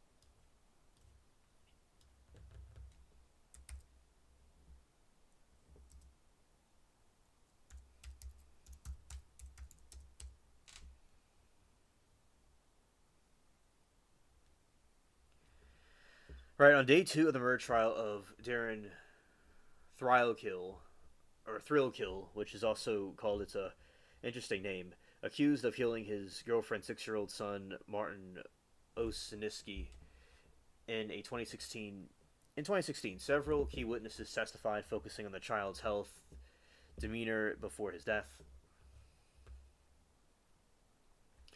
Victim's mother, unnamed, she returned to the stand for cross and redirect examination. The defense reportedly tried to challenge her credibility regarding a GoFundMe page set up after the child's deletion death. During redirect, she was questioned about the package she received, clarifying she never opened her son's mail or packages. Okay, Corey's first grade teacher, unnamed, the teacher testified about observing bruises on the child and change in his behavior at school. The defense cross-examination suggested the bruise may have appeared after a child returned from his biological mother's home. Pediatrician Dr. Nancy Deacon, Dr. Deacon, who had an emergency appointment with the child in 21 regarding the injuries, detailed those injuries and what the child told her happened. The defense became heated during the cross-examination, accusing Dr. Deacon of changing her testimony between pre-trial hearing and the trial itself, a claim the court reporter verified a major logistic difference. The prosecution is arguing that the child was believed to died of strangulation, while defense maintains the death was due to aspiration pneumonia and asthma complications. And I think that the father did it, and I think that the mother was neglectful. Right? And as these trials unfold, I will give my take on these, because things could change instantly. So yeah, that is that one. Okay. And there's my trial summary as part of the trial hangout that I do. All right.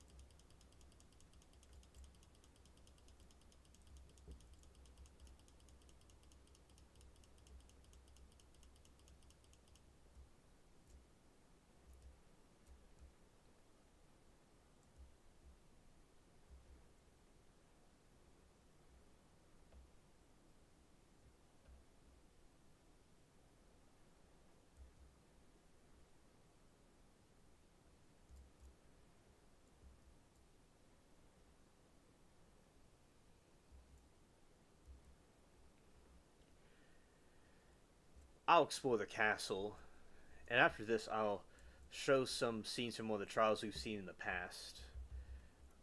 Like I was trying to do last night, but it went out. So we'll do that next. All right.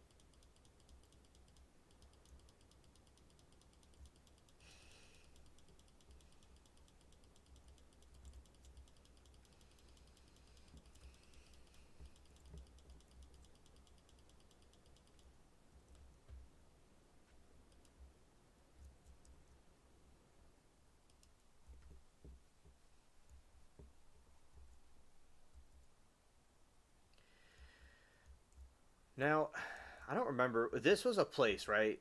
This is the King's Head Department.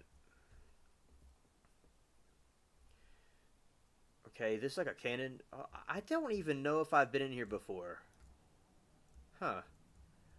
I've had to have been in here, but I didn't realize this was here. I thought this was like an NPC area. Oh, this must be going a quest, and you find things in here. Is this like a storage room where there's probably food, rum, and stuff for the cannons? You know, cannon powder, other materials. Probably like food for the cattle. Oh, Lord. Lord. Okay, I got stuck for a second. You see here? This game's making stuff dark. It's really interesting. Well, I made it behind a bunch of boxes. That's where I made it. Oh. It's like a big, like, back room. Okay.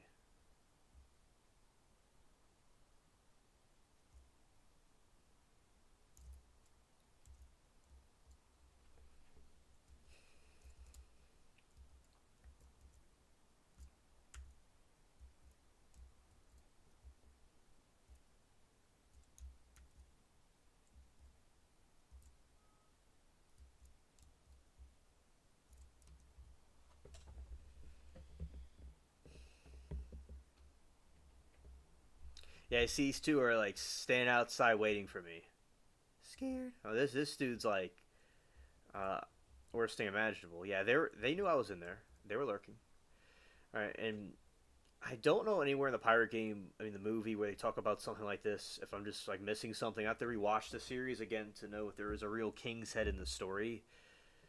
Uh, but yeah, this is an interesting island. Yeah, it just looks like a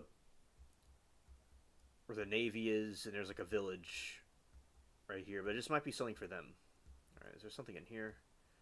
Most of the places here were locked. Okay. Yeah, it's all bolted up. Okay.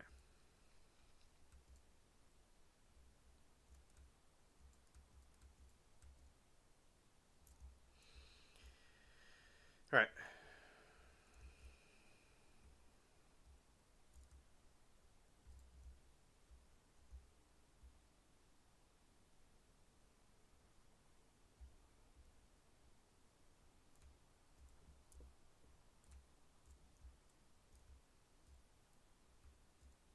Yeah.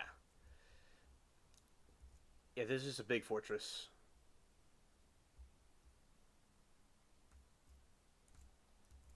I will assume that this is where all the navy comes from. They come from this spot. Their ships.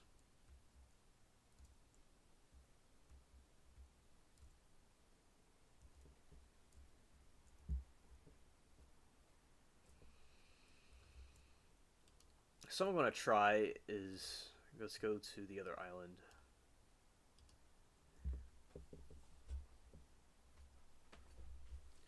I want to buy a really tiny boat like the modern pirates have and see how well it does against the bigger ships.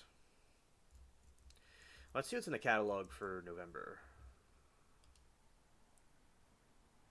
Yep, that's the catalog for November.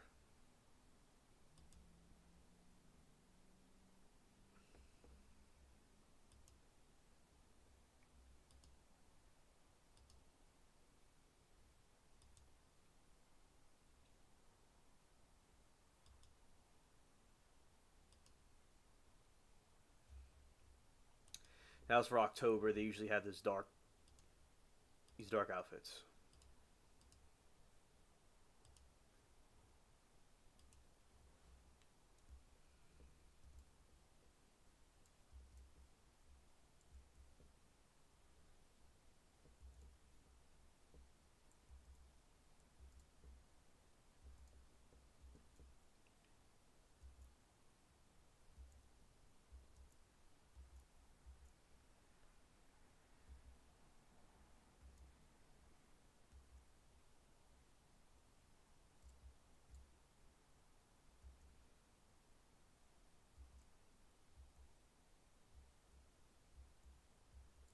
This is the back road. This is the back way. Let's go back here. Let's see.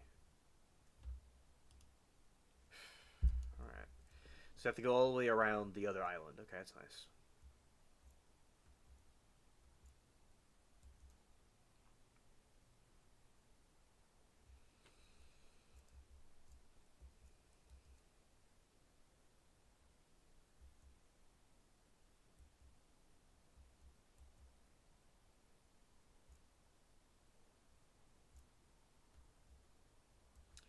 Yeah, it is over this way. Let's see.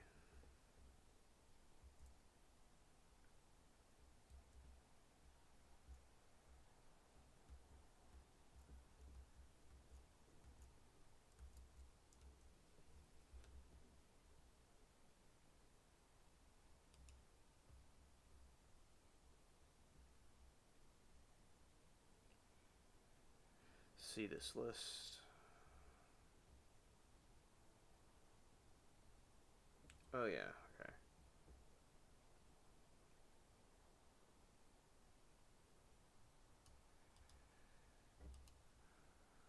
All right.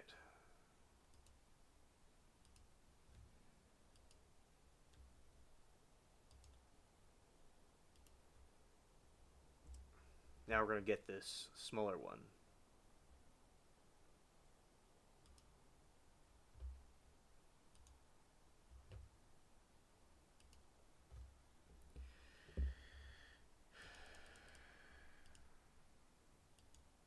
This is how you name it.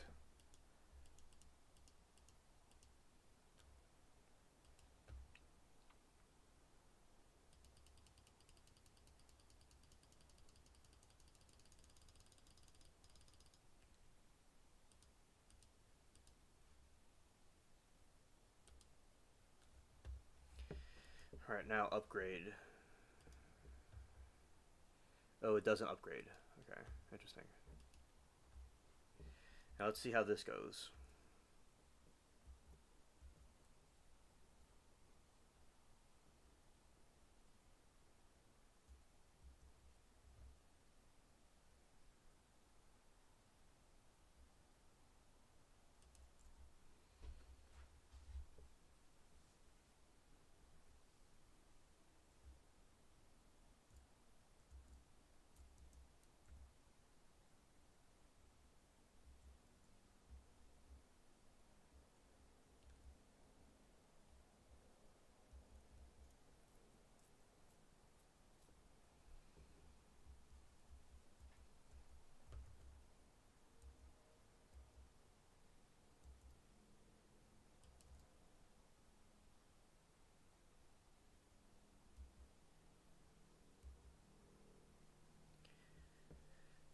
Kind of like in the modern age, they will have these kind of little dingy ships going out. Let's see.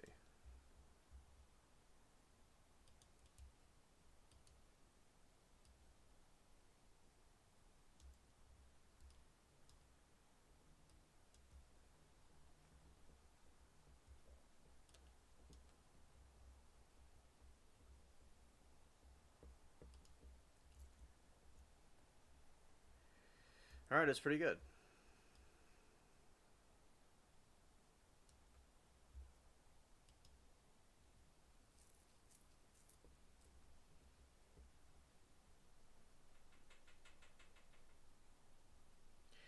20 knots. That's really fast. Wow. Faster than the other ones.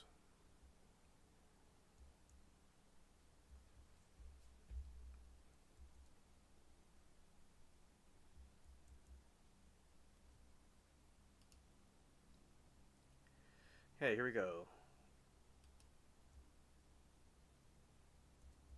I missed. Interesting.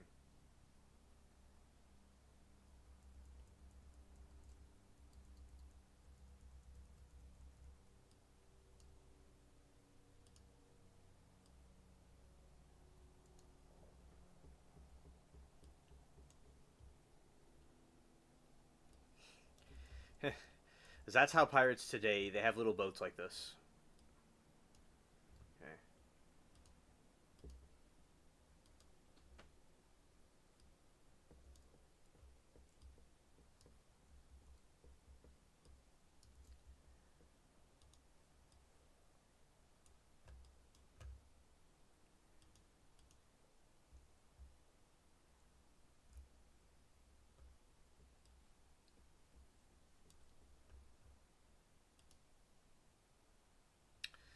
Wrong way. Wrong way.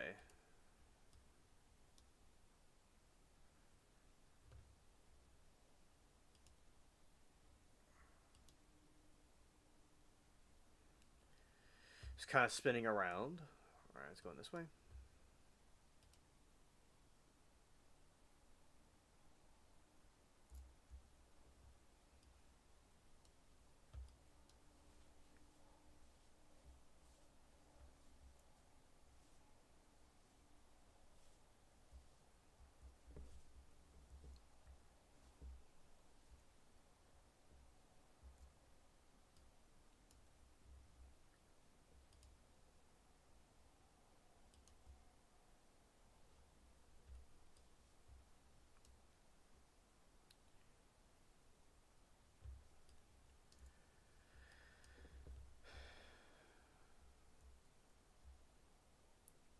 Okay, some more ships.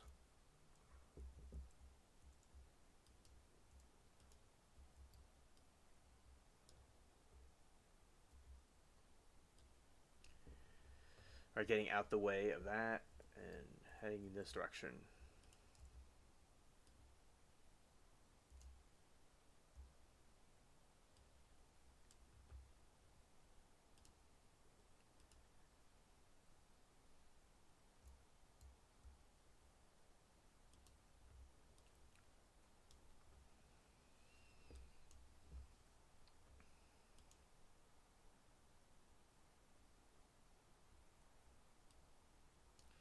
That was a miss, but we'll get it. Let's go back this way. All three big ships are after me.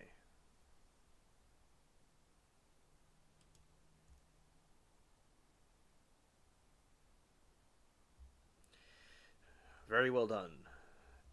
It went down.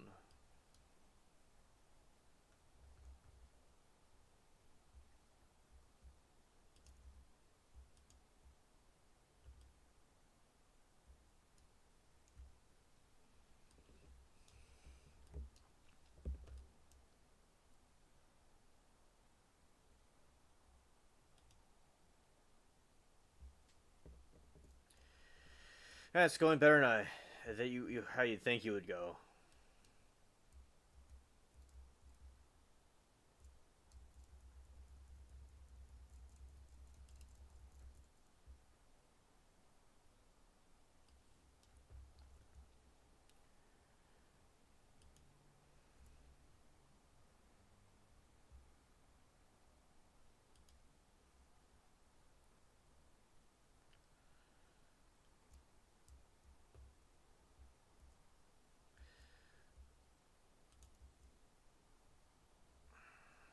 Oh, I went down.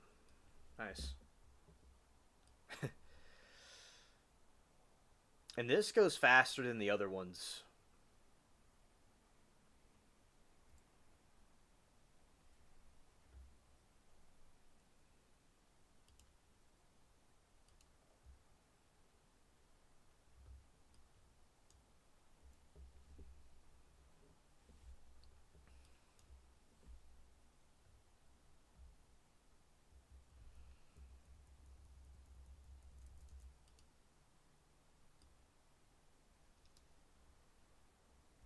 be home in a little bit.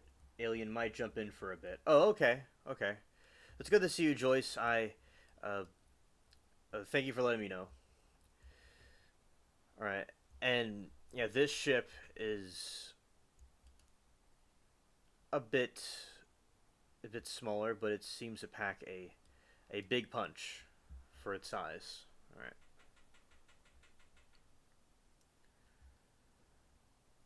take out a few more, and let's go turn this direction.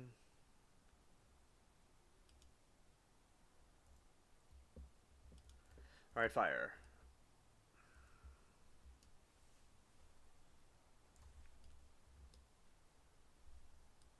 They're all trying to chase after me, but they can't get it. All right.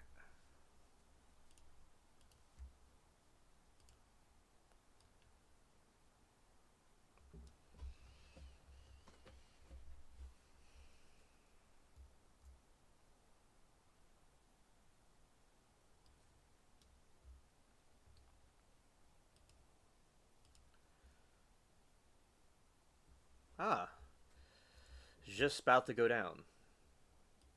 Okay.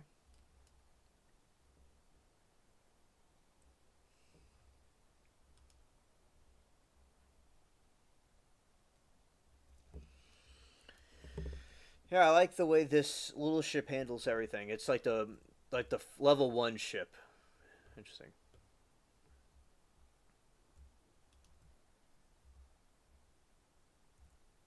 All right, and in 4 minutes that ship will go down.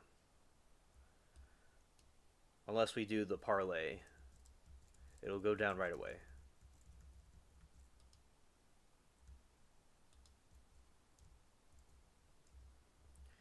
All right, fantastic.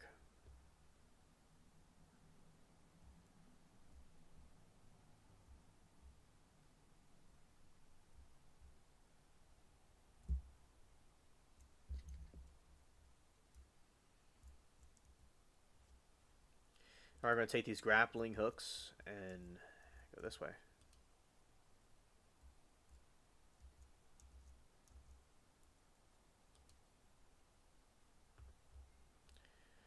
Parlay.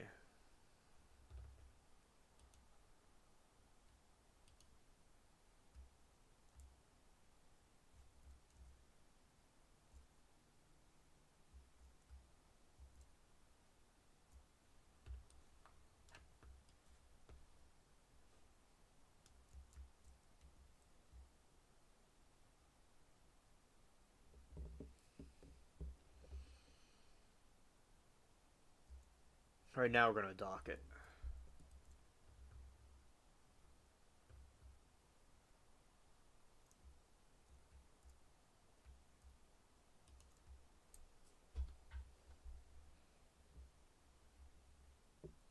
And full speed ahead.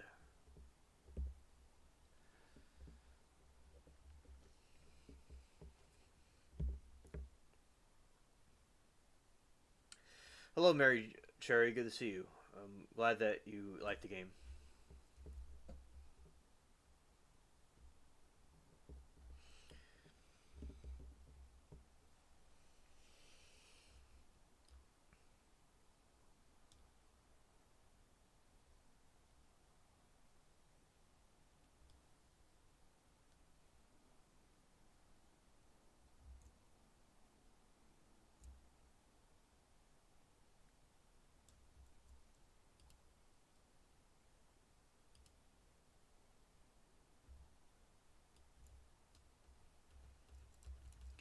All right, to the Devil's Anvil.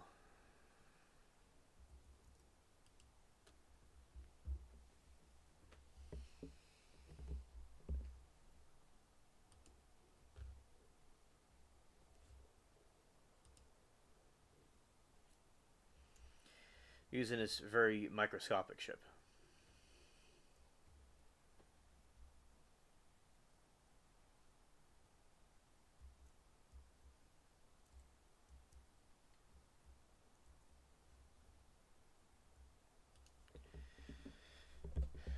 Does need some repairs. All right, let's see.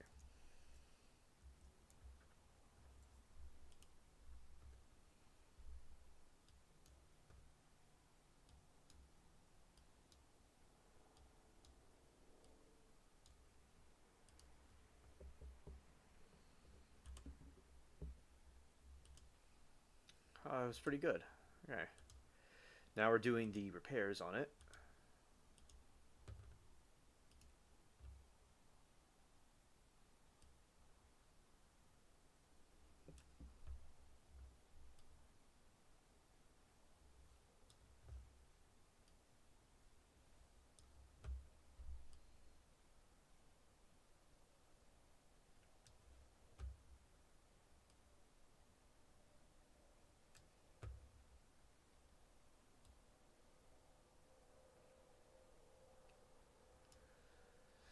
Okay.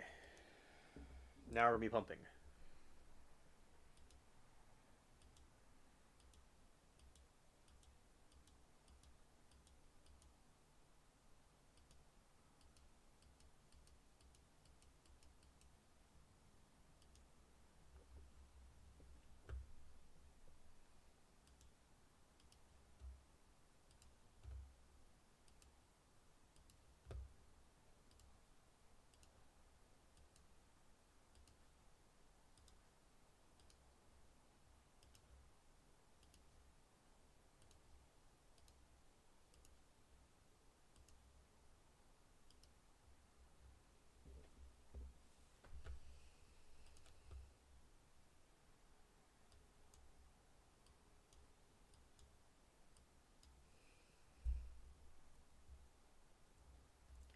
Oh, thank you, Mary Toodles, for the donation. I appreciate it. All right. It's her 10th super chat in a live stream. Yay. All right. Yeah, I just and we had some interesting court cases today we were looking at that were quite intriguing. That I was talking about earlier that they're kind of like of a lot of them are just more questions than answers.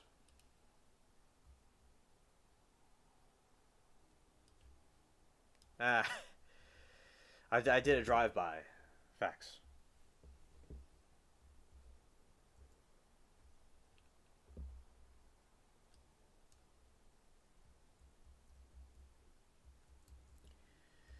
Okie dokie. Now we're gonna go fight this phantom ship.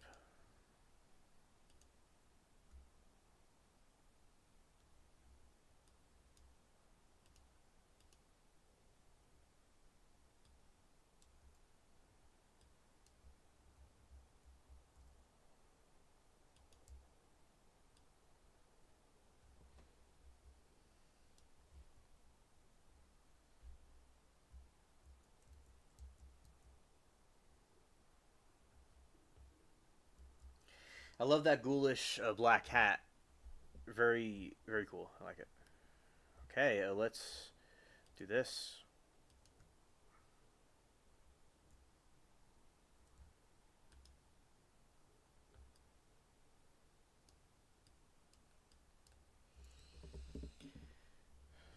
Taking out some of these.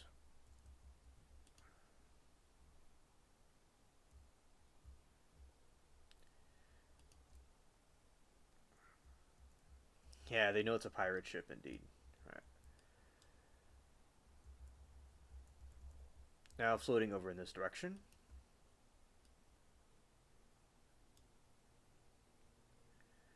Going straight this way and setting sail. Okay.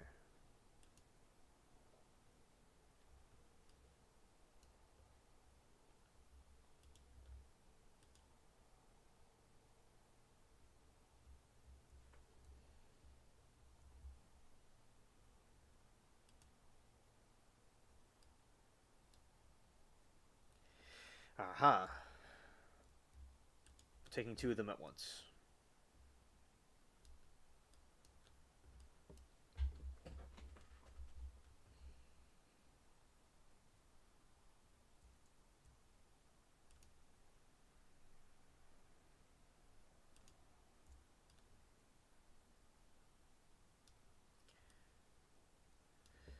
Okay, now we have to deal with this, the Reverend.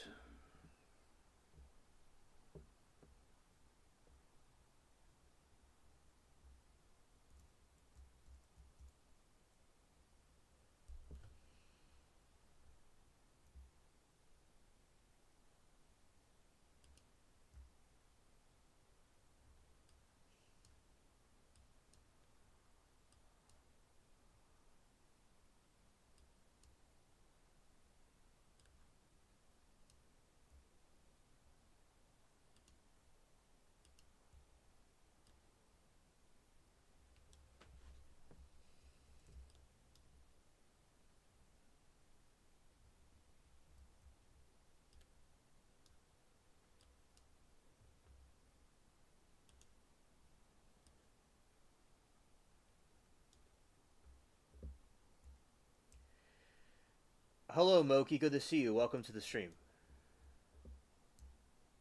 And hello there, Doe.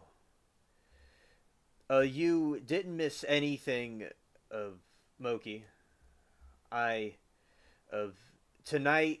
Oh, earlier there was some of the Elaine was here. Judy was here. Much like in the very beginning. Elaine was telling me about some crazy stuff that happened to her today. And I've been playing the game, and uh, I was talking about some of the trials that we watched today, and my take on it. That's what I've been like doing this time. So you're having a connection problem. Oh, okay, Mary, understood.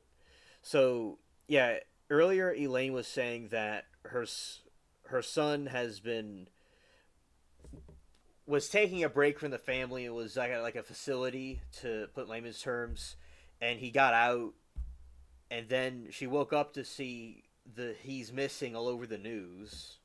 And they eventually found him, and now he's like detained. Like he's detained now. So, and she was explaining the reason why they were taking a break from him because he was like showing violence in the home, and he was, he escaped, and then he's like, say, like locked up again, and that was what she was explaining to myself earlier. And Judy was there. It's not been a big crowd tonight. Not really a big crowd tonight.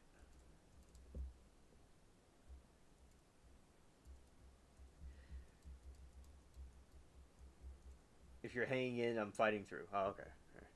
Yeah, so that's like what's happening earlier. And Michael.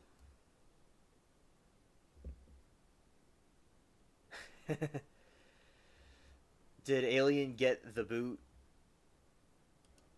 No, not yet that I'm aware of. And so that's what was going with Elaine, and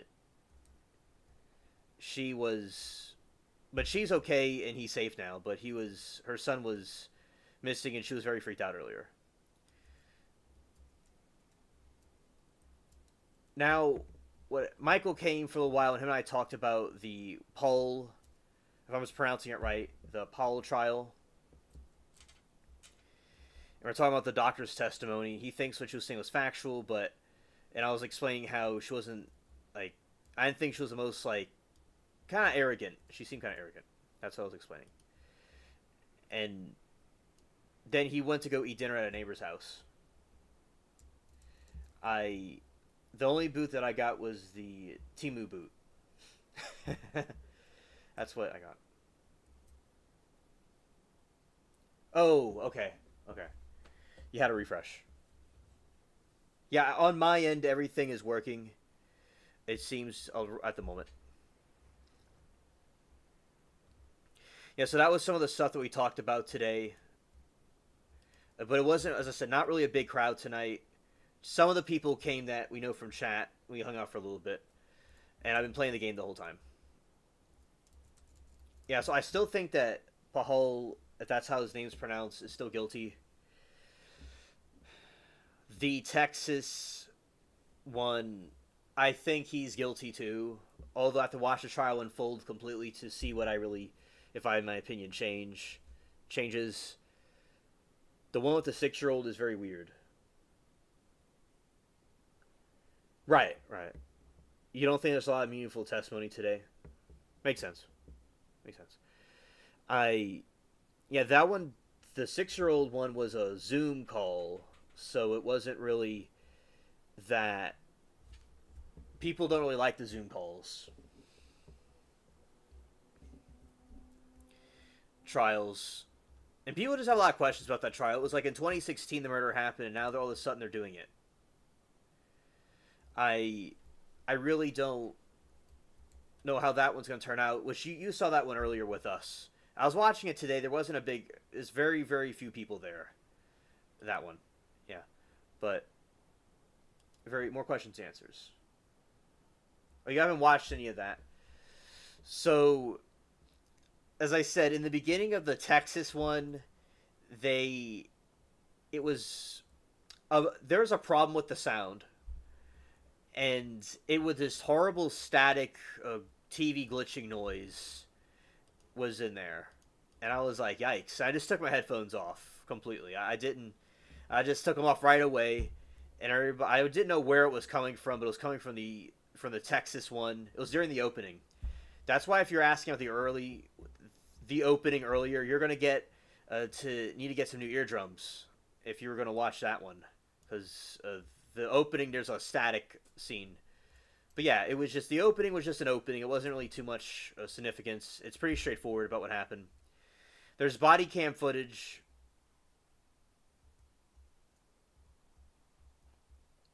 Yeah, yeah. I agree. I agree they both will be found guilty. That one was really messed up. Indeed, yeah. I like the opening scene where they were. The body cam footage was. That one was interesting. And they're breaking the window because people wouldn't answer the door. Yes, the teens. There's always been bad teens, but they really messed up there. Yeah.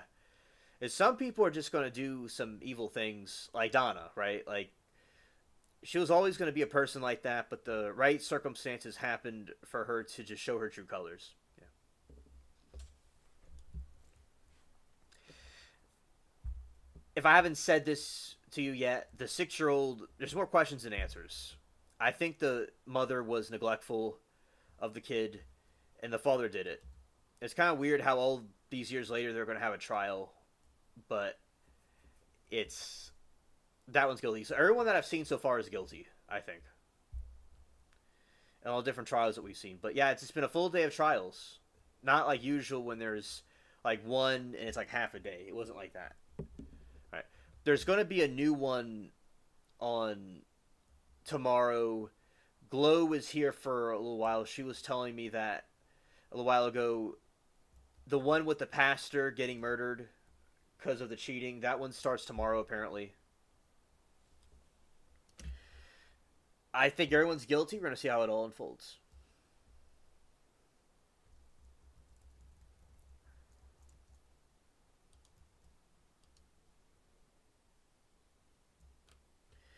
We almost always think guilty. That is correct. Yes, that is correct. We do think that. There have been a few times where I think they're not guilty, but yeah, my stance is the usual stance of guilty. I just, I don't know if Law and Crime's covering it for certain, but Court TV is. I think they're going to cover it, but I don't know for certain to give you the exact answer. But we will see tomorrow if it comes on, if it'll be on the channel tomorrow or not. I would think they would probably pick up on it since the other group is doing it.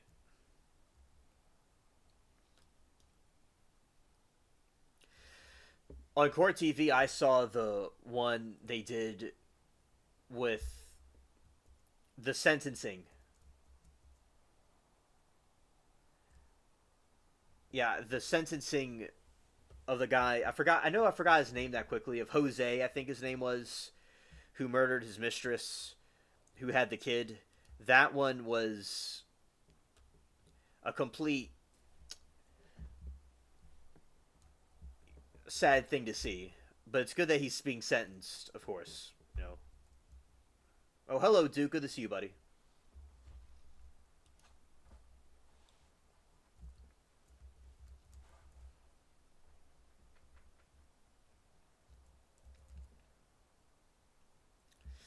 Yeah. So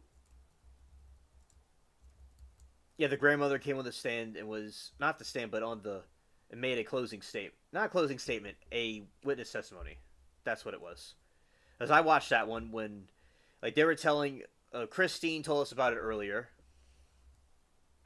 Christine told us about this earlier, and then Joyce was reminding us when it was going to be coming on. And then I went and looked at it.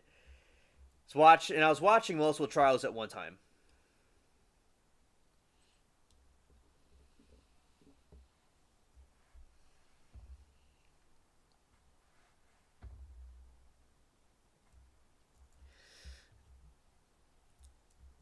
Yeah, and yeah, Duke, shout out to the chickens. Duke likes to take care of the chickens. Yeah, and that's a symbol. Yeah, I mean,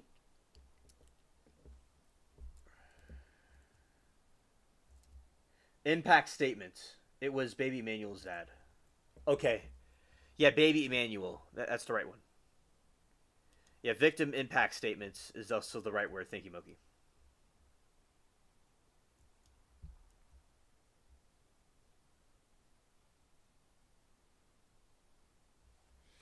Okay, Duke said got suspended from X this morning and they won't tell me why. Bunch of weenies. Yeah, yeah, they. That is mysterious. Scared. They need to tell you what the reason was. What did you do, buddy? Scared. All right, and that is my the commentary about the trials that we were reviewing as we watch them unfold.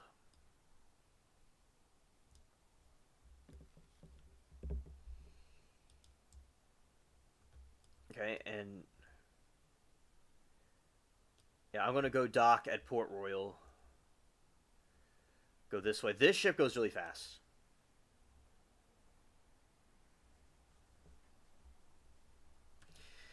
Yeah, there's these a grandmother that had welfare and of the in a Texas trial and they murdered her. That's what happened with that one.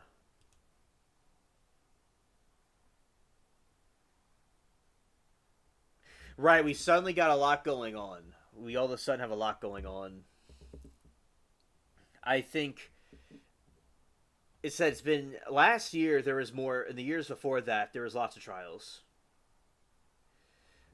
There is but there's not a lot of activity now. The activity just exploded all of a sudden. So, yeah, it's been a full day of trials. It's been a long time since that has been. All right. All right, Duke says I post and furious and they don't like that, but they kept showing this pop-up that said something like keep up posting and get noticed. Retards. Hilarious, Duke. Oh, hello, Sauce. Good to see you, buddy.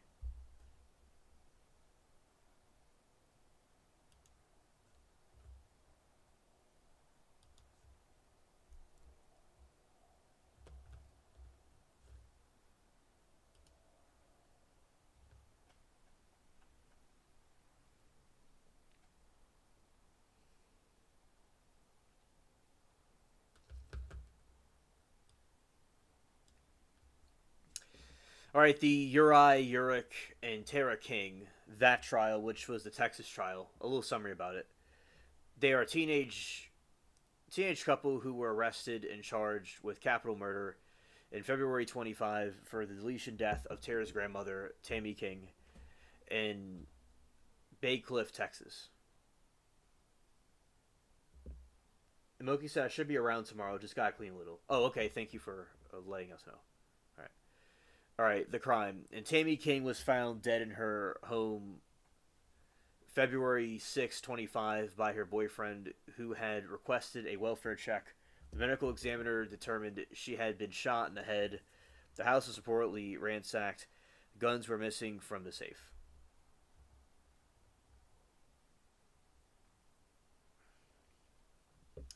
Pokes, Duke said, believe it or not, I mostly post chicken pics. Chicken. Yeah, yeah, shout out to the chickens. I like chickens too. My It's something we both have in common about the chickens. It's something we always like to, and the flamingos too.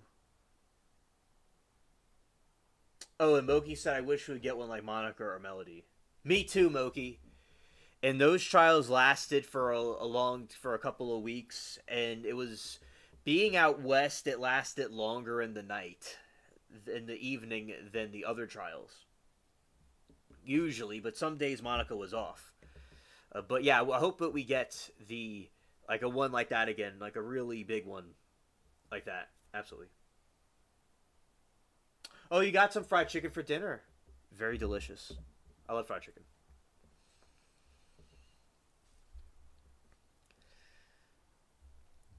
And yeah, I remember, and I learned about chickens from. I said this before. It was so cool when I learned about it, and I didn't know before that there's two different types of chickens. One that's used for like food, and one that's used for laying eggs. I didn't know that before. I now was learning about that. Yeah. Broiler chickens. That's the kind of chickens we eat. And then the other types of chickens are the ones that we use for eggs. A motive. According to the court documents, the interviews with Urich's mother, Tara, was upset with her grandmother for not allowing Uri to spend the night at home and had recently stated she wanted her grandmother to beat Aaliyah die.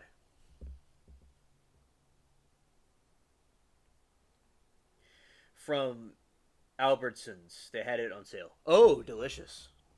Very good.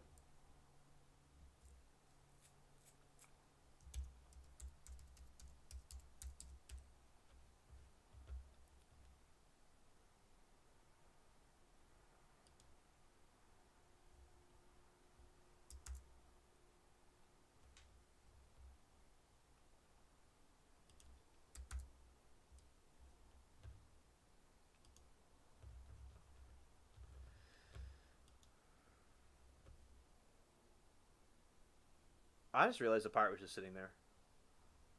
I'm scared.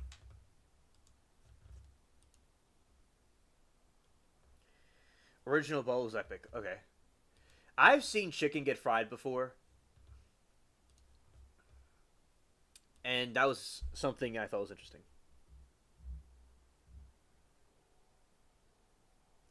Omoki said, I've been to Colonel's grave. My cousin sat in his lap. Ah, okay. Around this time of year, I remember I got some with their French fries. Although I understand what Duke thinks, I think the bucket concept is interesting. And that's very funny, Moki. Oh, you don't fry anything, yeah, yeah. I've seen food being fried before. That was interesting. It, I never saw that in person. I only saw that like in the cartoons from SpongeBob, and yeah, seeing that I was like, whoa. They're frying chicken on the porch. I was like, whoa.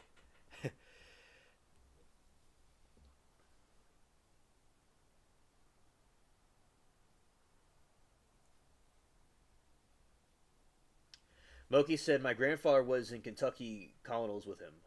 Whoa, that is awesome, Moki. Wow. Lots of history there. Oh, Duke said it's pre-cooked. Oh, I understand. The technical sides of it, it's not like the best. Okay, thanks, Duke. Yeah, I thought the bucket idea was cool that they had because you just get here's a bucket of chicken right for just for you. I think they did excellent marketing with Colonel Sanders. He did. He was good with the how he marketed that, and he marketed himself well. And anytime like I was in Kentucky or think of Kentucky, I always think of fried chicken. So yeah, lots of history there to unpack.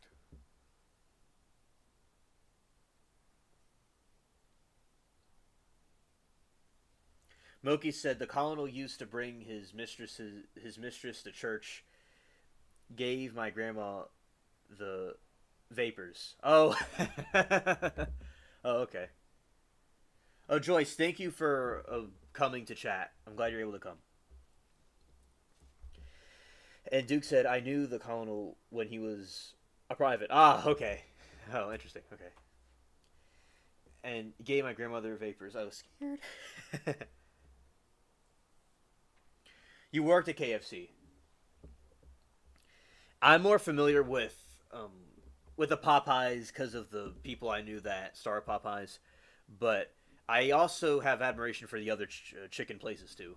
It's interesting to see their stories, how they started. Yeah, and you work there, Sauce, and you are good at what you do at cooking. You're very good at that. So yeah, I don't know how they do stuff with their recipe because I know the in Popeyes they would put lots of different seasonings in them. So interesting to see how the different ones do it. Yeah, because I think like from KFC, it tastes more. It tastes. I know what Duke is saying about like the origins of the chicken is not appetizing, but the way they did it was fine too. It was different but good as well. Their French fries are interesting. It's the unique French fries. Hoagie said my first job was at Whataburger. Oh, cool, cool. First restaurant was job was Sizzler 1990. Nice. 90s were cool. I mean, I wasn't there. I was there towards the end of the 90s, but I on Earth. But the 90s from that's a cool era. Oh, that's good. That's good.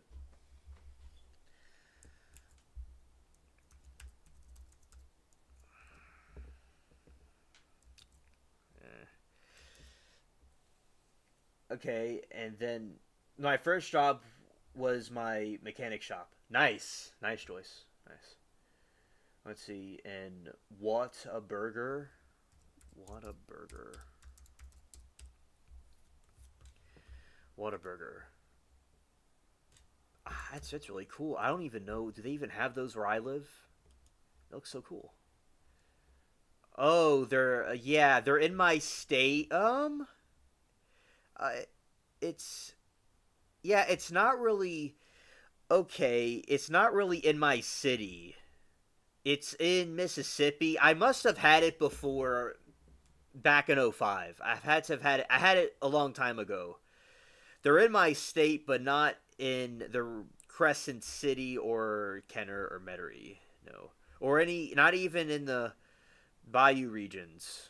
Okay, but that's I've had it before a very long time ago, like when I was in Biloxi, probably somewhere in Mississippi at some point.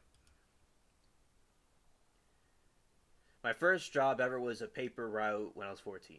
My dad's mechanic shop, LO, not mine, worked on cars and all that good stuff. Oh, they're from Texas? Okay, thank you. Thank you. And they expand to other places. Nice. Well, yeah, my first job was helping similar to Joyce in a sense where helping my grandpa with his business stuff. If it was like the roofing stuff when I was very little, and then with the rental houses he had in the very beginning. Then I worked at my school summer camp. Well, I was like a kid at the summer camp, and then I grew up and became a counselor there. That's like how I started out, and then I remember where's the other menu at? Oh, there it is. It was hiding. Okay, so that's like how I started out in the beginning. Although I'm still a youngster, but now not like a. I have more years to go to do like different things, but that's how I'm talking like I'm had a bunch of life experience I didn't have. So yeah, I'm still. But yeah, that's what I did as I started out. Oh, you worked at a camp too, Moki? Nice. Moki said I worked at a pizza place in my college dorm cafeteria, and then the next thing I did when I was in like my senior year is sold I sold food and stuff to my friends that needed some food, and that was pretty cool. I did like a merchant, like a merchant, and I helped them out with different things, with helping them get on their feet, so to speak. And then later on, I continued helping my grandpa, and here I am on YouTube. Yeah, that's my story about like what I did. And in recent years, I've been more focused on YouTube and the trial chats than anything else. All right, and Sauce says which pizza parlor. Worked at a pizza place in my college dorm cafeteria. Duke said, I was a tattoo artist for many years. What a fun I had. And you picked it a little slick it. Okay, interesting. You are Marisa Tony, my cousin Vinny. Oh, nice. Okay. I got about 52 tats on me. Oh, that's cool. That's cool sauce. That's cool.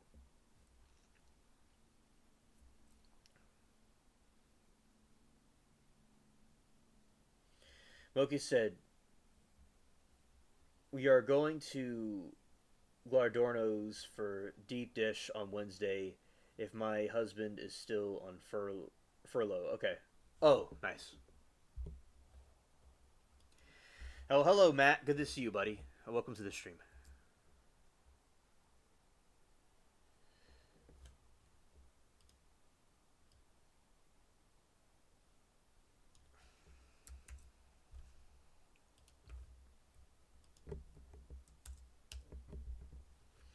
That sounds very delish. Spasmastic. Okay, interesting. Yeah. Have fun, Moki, if y'all go. I didn't. You see, like with me with tattoos. I see my pirate is sleeping.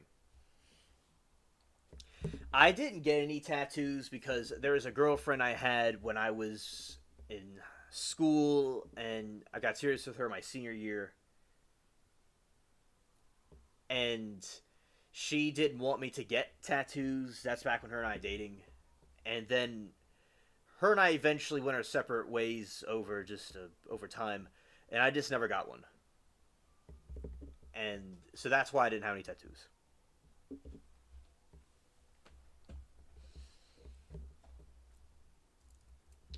Okay. I have 0 tattoos because I wanted to be a spy growing up. Nice. Take I needle and blood work needle on problem, but tattoo guns no go for me. Oh, okay. Okay, I understand. Pepperoni cups are the best. Oh, cool. Cool.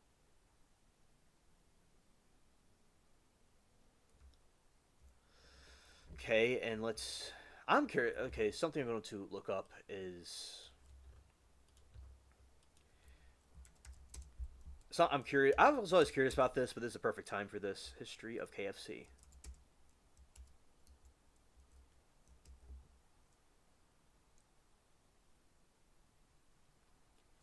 No tattoos of X's on me. Well, that's good. That's good. Yeah, I never got one. We got tattoos because they hurt and they're forever, like it or not. Ah, okay. All right.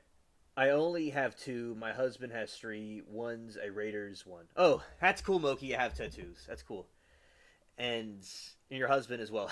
That's funny. Oh, I think tattoos are very, very cool. Pirates have tattoos, and I think tattoos are beautiful. A lot of them could be beautiful tattoos.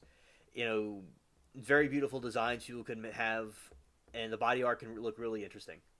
So, and some could be funny, some could be of sports. I mean, I like people expressing themselves that way. One of my friends has a Jack Skellington tattoo on her leg. That's cool. The people using their body as a canvas. Oh, Sauce says I used to get tattoos with a big pen. I was scared. And Moki says prison ink. All right. No, not for my mom, and one is heart, and that dude did in the head mess up. Oh, okay. All right. KFC fried chicken originated with Colonel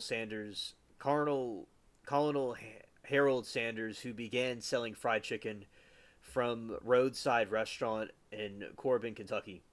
In 1930, it has evolved into a global fast food brand under the umbrella of Yum Brands. Key dates in KFC history include Sanders receiving the honorary title of KFC Colonel in 1935, the opening of the first franchise in Utah in 1952, Sanders selling the company in 1964 for 2 million. The chain became the first Western restaurant in China in 1987. Additional milestone included Sanders perfecting his recipe and using a pressure cooker by 1939. All right, Moki said, "My grandfather was from Corbin." Oh, that's really cool. That's really cool. I have Jerry Garcia back piece. It's sweet, but I don't need to see that so much. Oh. I saw said Prison Inc. without being in prison. I was 17 when I got my first one. Ah, nice. It's in Kentucky. Sauce. Beginning full-time franchise in 1956. International expansion starting in 1965. Sanders' death in 1980. Acquisition by PepsiCo in 1986. Officially changing the name to KFC in 1991. PepsiCo spinning off his restaurant division, which became Yum Brands in 1997.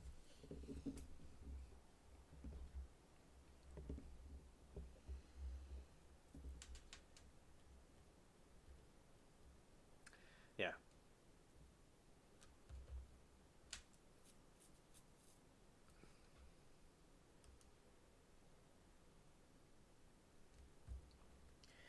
Duke said, I used to take my son to the tattoo shop I used to work at. He went home and made tattoo gun and tattooed himself. Whoa. Wow. Interesting.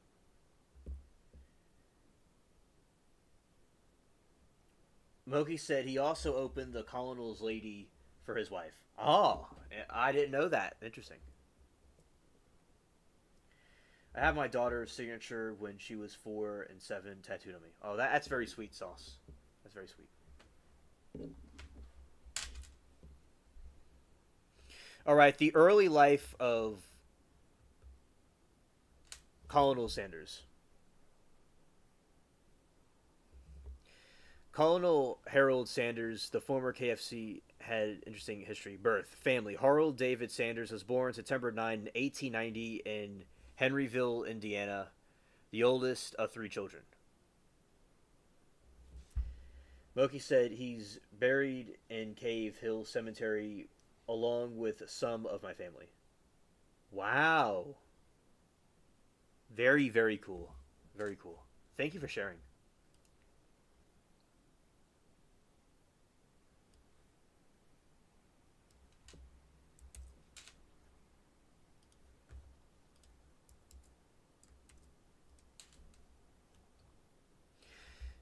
And Matt says, I've only been to Kentucky once, and it was the Edmonton for work. Very unexciting. Oh, okay. I went to the Civil War battleground where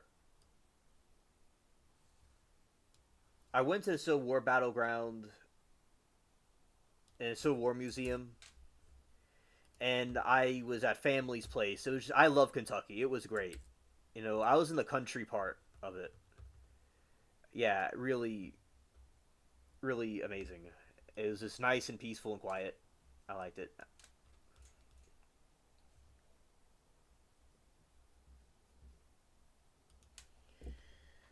Okay, you're right, Moki. It's pronounced Colonel.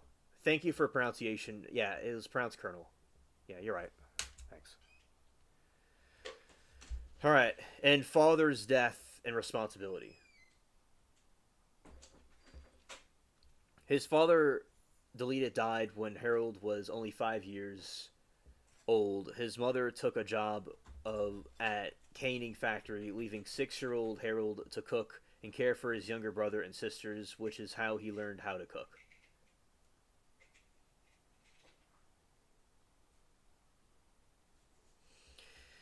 Leaving home, he had a tumultuous relationship with his stepfather. After his mother remarried, he dropped out of school in the 7th grade around age 12 to 13 and left home to work as a farmhand. Oh, you lived in Dallas. Nice. That's cool, Moki. You got to go to be in different places. That's cool.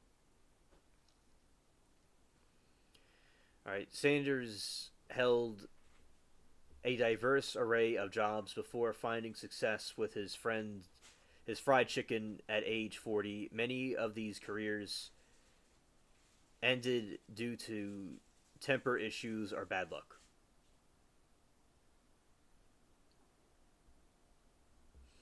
Military service. At age 16, he lied about his age and enlisted in the U.S. Army, serving as a wagoner in Cuba for a few months before being honorably discharged.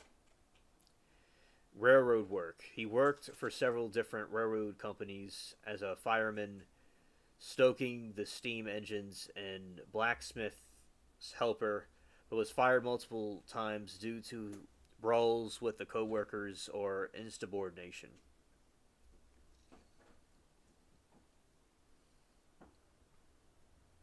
Oh, okay.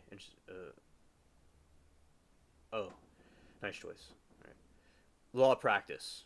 While working for the railroad, he studied law by correspondence course and practiced law and justice of peace courts in Arkansas for 3 years, a career that also ended after a courtroom fight with his own client. Imagine watching a trial and Colonel Sanders squaring up with his own client. That would have to be gold to see.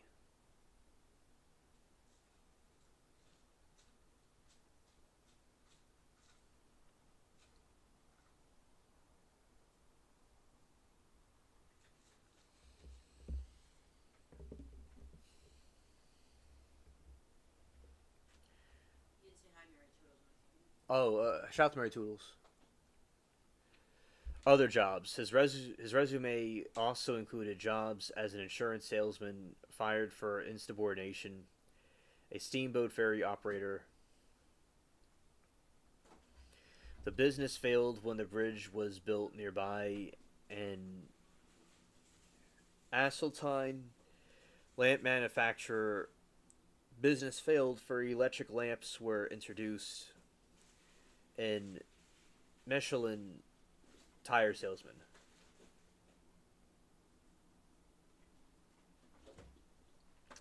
Moki said, I've lived in Kentucky, Arizona, Pennsylvania, Texas, Colorado, Maine, Wow. Nevada, probably forgetting somewhere. Wow, that's cool. That's cool. I like that. You know, you've seen you in different places.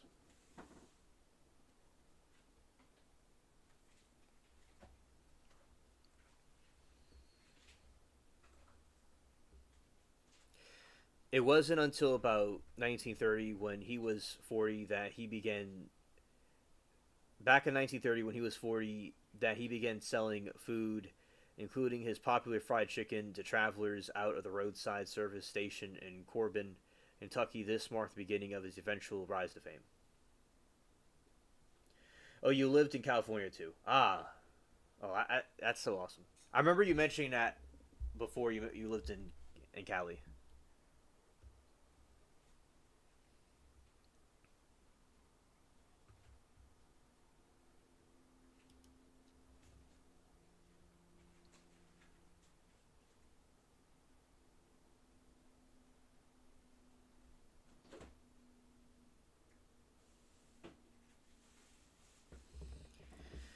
Her pressure fryer was crucial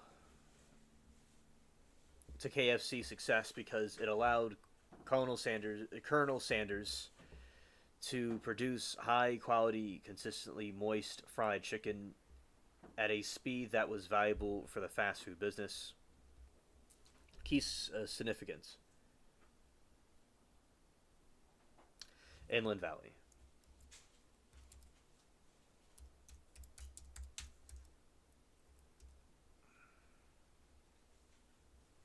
Oh, okay. Okay.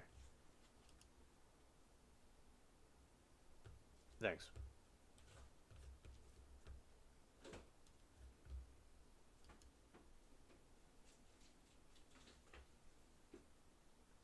And his sister was a Brown in the early 1980s. Oh, okay. Nice. A Girl Scouts. Nice.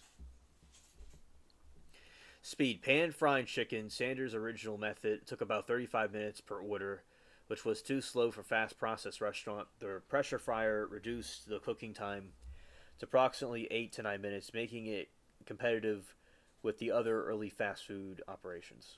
Quality over moisture retention. Quality and moisture retention. Sanders believed deep frying produced an inferior, dry, and unevenly cooked product by using a modified pressure cooker, which was a new invention in 1939. He could cook the chicken quickly while sealed high pressure environment trap moisture within the meat, ensuring a juicy, tender, and flavor result that he felt matched the quality of his slow pan frying method.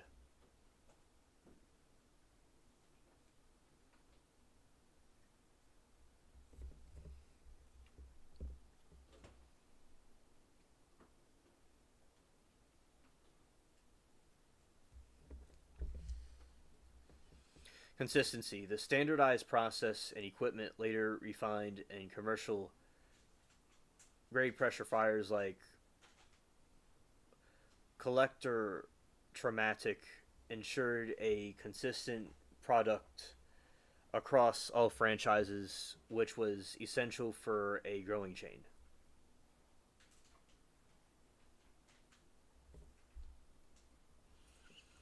Girl Scout cookies were all over our pad. It was amazing. My mom was a leader. Oh, that's awesome.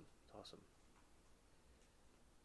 Joyce said, never did Girl Scout thing. I was too busy playing sports and shooting things. Oh, more fun. Oh, nice.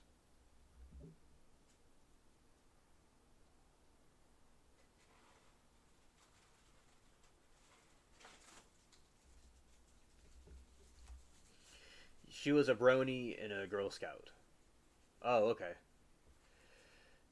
I am not familiar with what bronies are exactly. Brownie.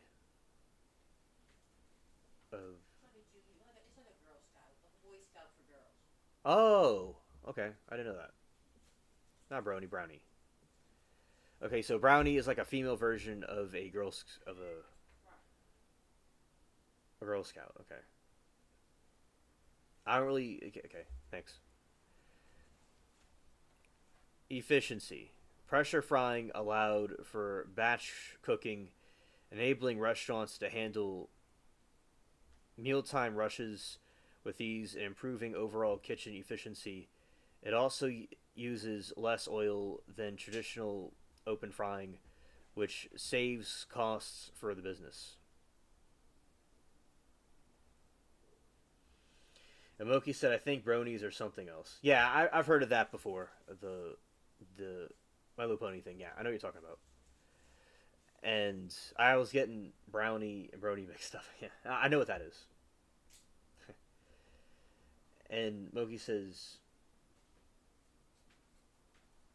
brownie is like a Cub Scout. Oh, okay, That's what I said. It's like a Cub Scout. Okay. the brownies are younger and the Girl Scouts are older, and it's like Boy Scouts for girls.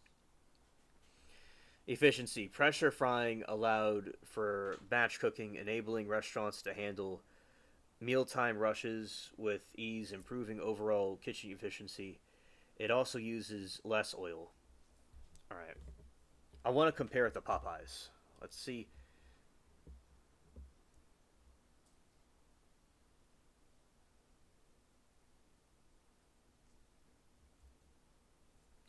Joyce said they are trying to bring another group into the troop, so we will have not just boys now, but girls, but has to be approved by my council. Oh, okay. Understood, Joyce. Interesting. All right.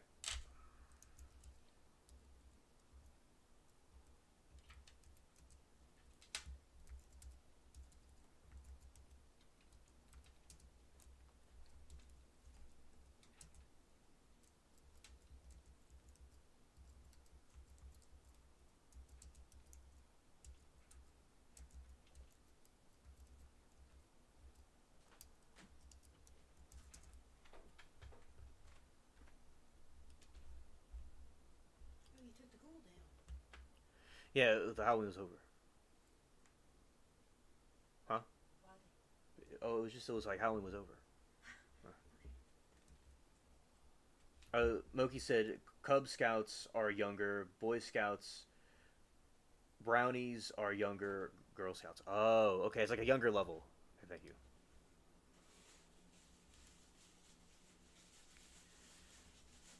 Recipes of KFC. KFC. And Popeyes.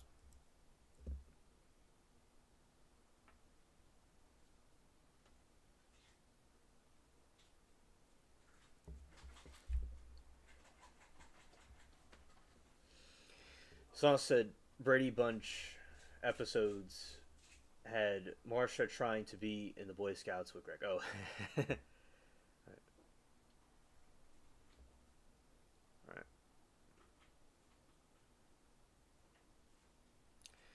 The primary difference between recipes for KFC and Popeyes fried chicken lie in the marinade, seasoning, profile, breading techniques, and cooking methods.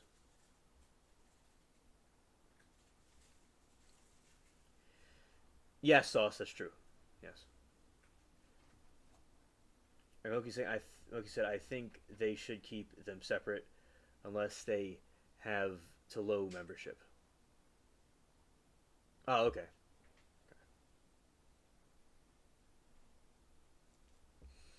Seasoning profile.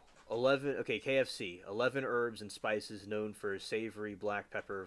You're making everybody hungry. Yeah. Scared. Oh, we always talk about food, by the way. Like, I'm hungry. everybody in chat does. Like, oh, and 666 makes he likes making food a lot.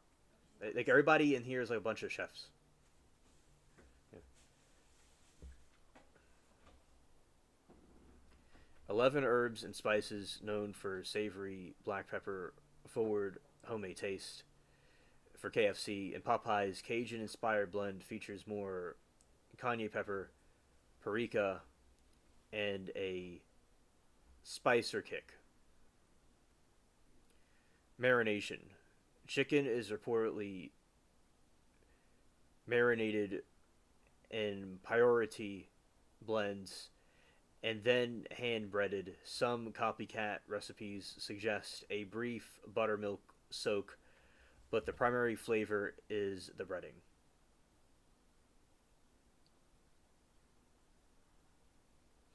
Oh, y'all still snuck in. Oh, nice.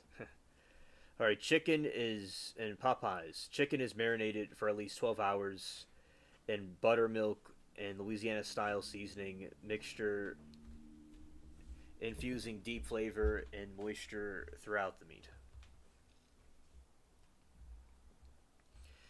Breading texture uses a thin, soft coating original recipe that is applied to the specific multi step process using water to help adhere. The extra crispy version has a thicker, crispier coating for KFC. Sauce says on my sixth grade trip, they tried to separate the boys and girls cabins, yet we snuck in. Oh, that's where all the fun comes from.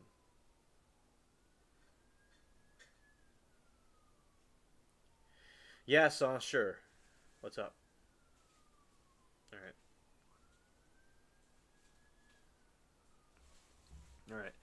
And Popeyes known for its thick, craggy, and very crispy, crunchy exterior, achieved by a double dredging process and butter and a batter and flour.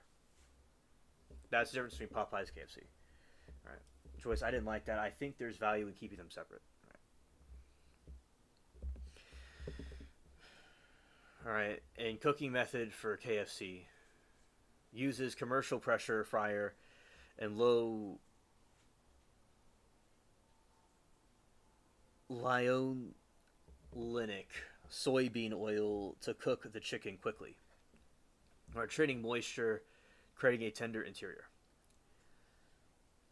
Popeyes uses traditional open Deep frying in a blend that reportedly contains beef tallow, which enhances flavor and texture.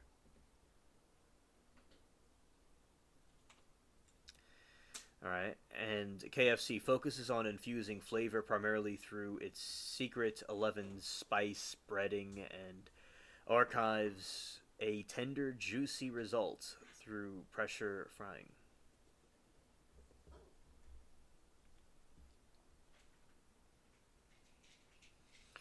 Popeyes gets its intense spicy flavor and moisture from a long 12-hour buttermilk marinade and its signature crispy, craggy texture from open deep frying and a double dredging process.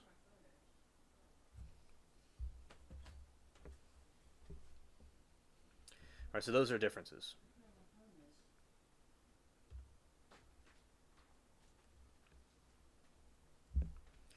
All right, and let's see who ate. Who ate? No, who ate KFC in the beginning?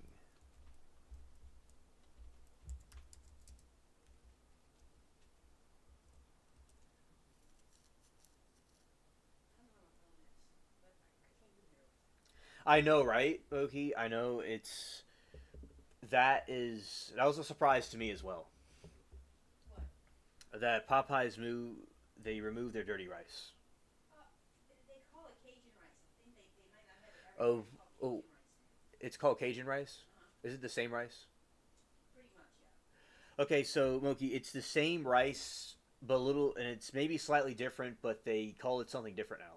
But it's supposed to be the same thing or similar, Yeah, they don't call it dirty rice anymore. right? That's its real name, but they don't say that. I looked at the menu the other day. Yeah. So, yeah, she looked at the menu the other day. So Cajun rice is the same thing as dirty rice to them.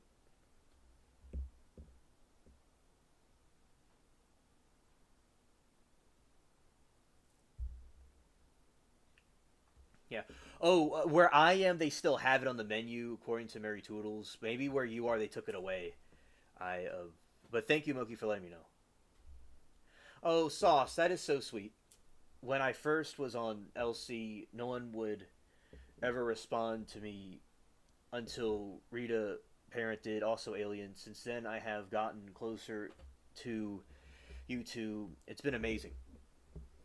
You two, ladies are truly. Oh, that's so sweet, Sauce. I'm glad that you felt at home with us, and I I appreciate that. And you are a great addition to our chat. A great addition to our chat. Thank you so much. Shout out to you, buddy. All right.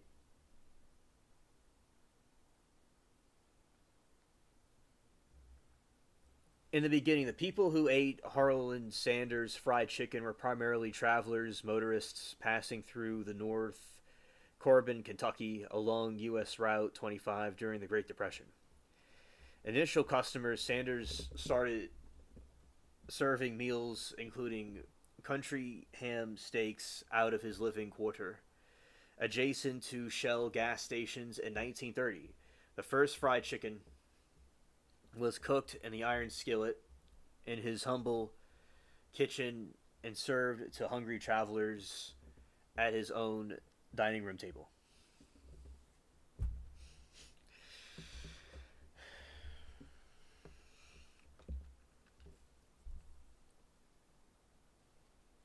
Oh yeah, Nomad is very sweet as well. Yeah, shout out to Nomad. Yeah, Nomad has not been around. I've not seen her around lately, but she's very sweet. Yeah. Time for my dinner. Love you all. See you all tomorrow morning. Okay, so I'll see you tomorrow morning, man. And I want to also thank you again for coming on the show live stream video call that we did on Halloween. That was really cool too. So yeah, have a good dinner, buddy. Thank you. Well, yeah, Bubbles, you're hungry too. I made you hungry as well. I'm just, I'm just the villain right now because I'm making everybody hungry.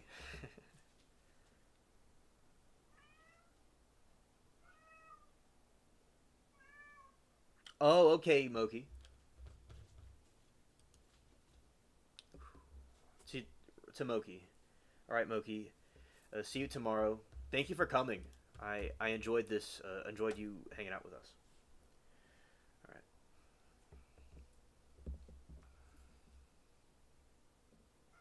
His expansion. As his food became more popular, he purchased a larger gas station across the street, expanded to 142 seat restaurant and motel complex called a Sanders Court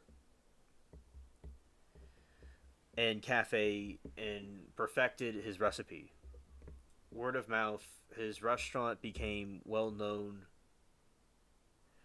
through positive word of mouth and was even included in 1935 Road Guide for food critic Duncan Hines, attracting more middle class American road trippers and locals. The initial customers were essentially anyone stopping for gas or lounging in the rural Appalachian mountain area seeking a hot, quality family time meal. That's cool.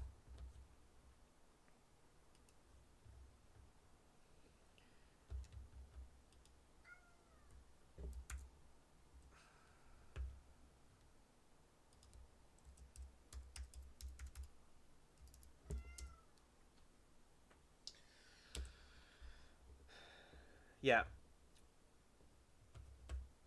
I will say like something that was like unexpected to learn about so many food places from chat. That was always so cool. Okay, that was pasted here.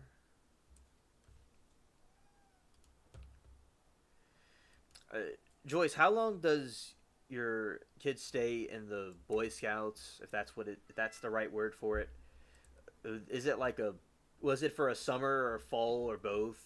Just I was curious. All right,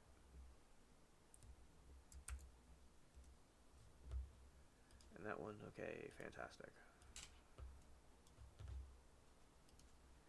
Okay,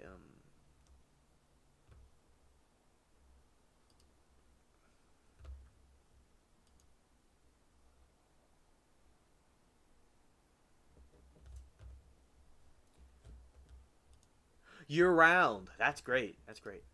He has a socialization and activities to do. That's nice. That's nice. And it is good. I would say it is good that Monday is passed over. The dreaded Monday, because it can be Mondays can have crunch to them. All right.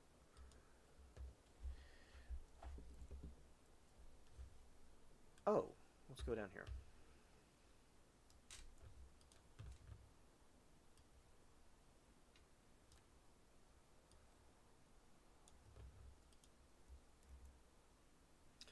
Yeah, I never did anything like that, but I did stuff with friends that are similar to activities like that. Like kind of like I learned some things like that on my own, but yeah, that's a pretty cool thing you have to do.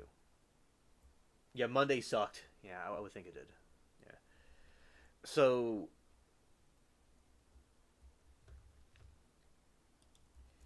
the oh yeah, so yeah, now it'll be Tuesday. Yeah, so basically, I remember the time where I went to a summer camp and it was like swimming and different things. It was a very involved. It was a whole summer, so that was be with swimming instructors, things like that. That was something that I did. It was that was fun, and it's learning how to swim is very important because I was surprised to know there's a lot of people that didn't know how to swim, and I learned every single way to swim.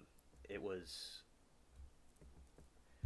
quite straightforward, but I learned it over the course of many years. I was like growing up like a kid, like a little kid, then a bigger kid, coming as I aged. And I think that's good for kids to do field trips and learn these different activities. If it's Boy Scouts or other types of activities, it's good for them to learn those things. You never know, like when someone's gonna be in the woods somewhere and they might need to learn something like that. So, yeah, as always, learn as much as possible.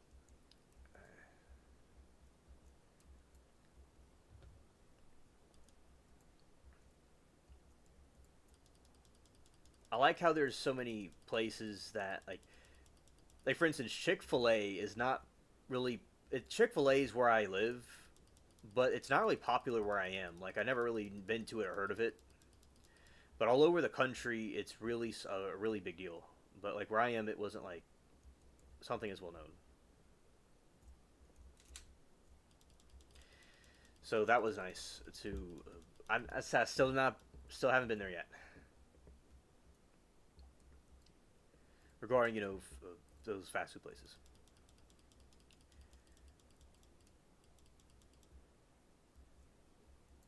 Hmm.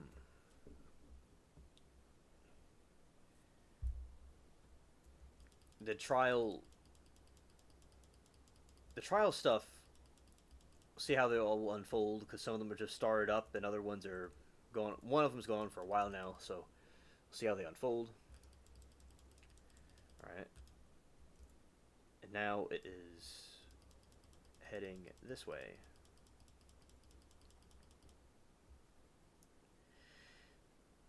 Now, Joyce, do you like white wine or the the purple one? Because some people have a preference for white wine. It's I've hadn't had that. I mean, that one I liked. I like white wine, but I mean, my favorite one was the. It probably has a name. Probably like dark wine is probably the word for it. I don't know what the right word for it would be, but the purple one is usually my favorite. Yeah, but there's some nice. The other one's very good. It's seems like it's very enriching. More of a lighter taste to it.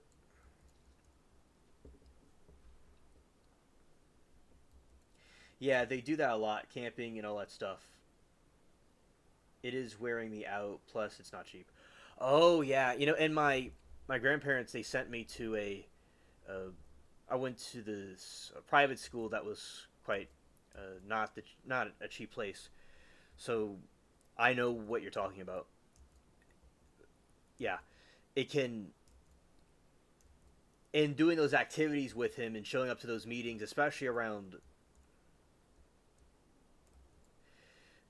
especially those people who will go and you got a little bit sidetracked with the game.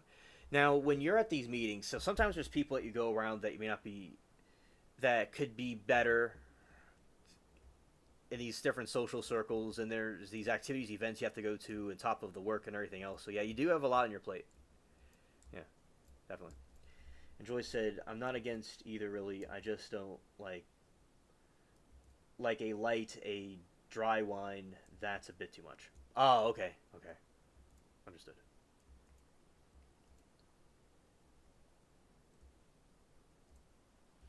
And Joyce said, "Yeah, I homeschool and I pay for his stuff, so we are private and it's not cheap either." Ah, yeah, but absolutely buying supplies and buying the what you need to teach. I mean, when I was a kid, I was like first grade. I had an interest in these store. I was at this is before Amazon and these eBay and Amazon was a thing to became popular ordering offline. So we went to the teacher's store, right? And there was chalkboards and there was a chalk and everything you could use for a classroom. And I was like so fascinated by it. Like you could buy a school desk.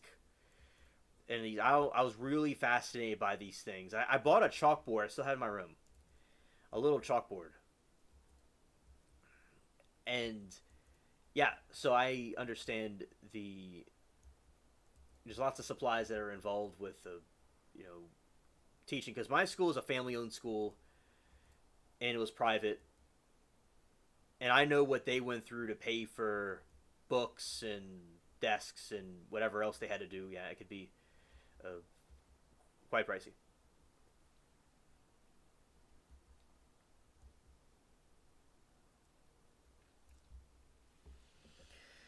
Joy said his school is around 3 to 4 grand a year now, plus additional supplies I have to get. Oh, yeah, that is a lot. That is a lot,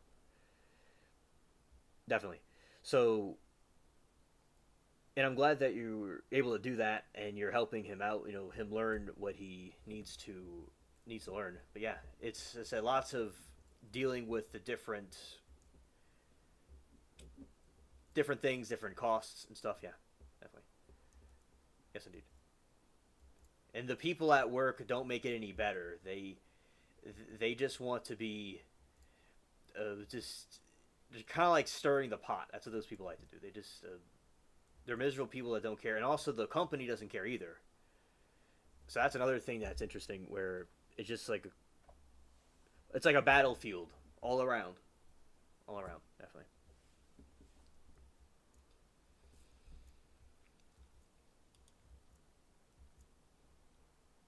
I learned about wine making when I was very little. Not very little, but when I was about a teenager, maybe, or a tween. My grandpa's friend was from Portugal, and he taught me about it. I knew it fermented, but that was interesting how it happens.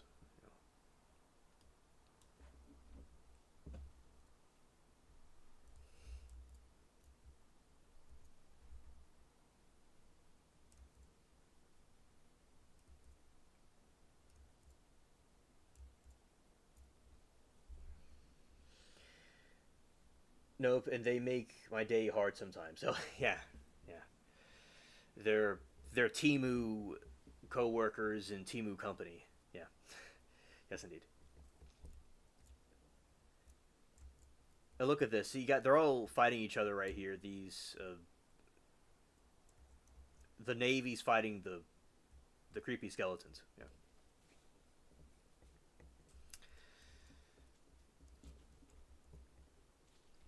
Yeah, one of the times I was looking up about, because the pirate game, I talk, there's the pirate stuff, there's rum involved.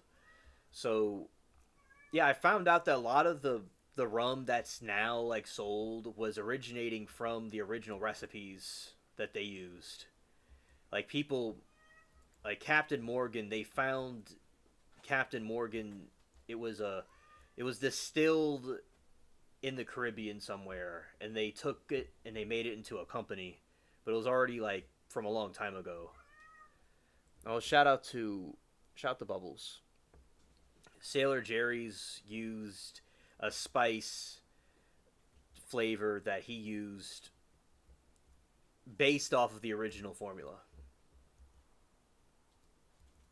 Yeah, good stuff indeed. Yeah.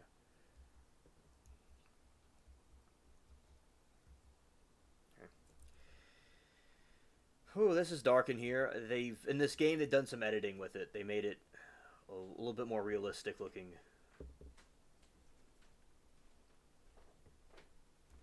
Yeah, and then going down here.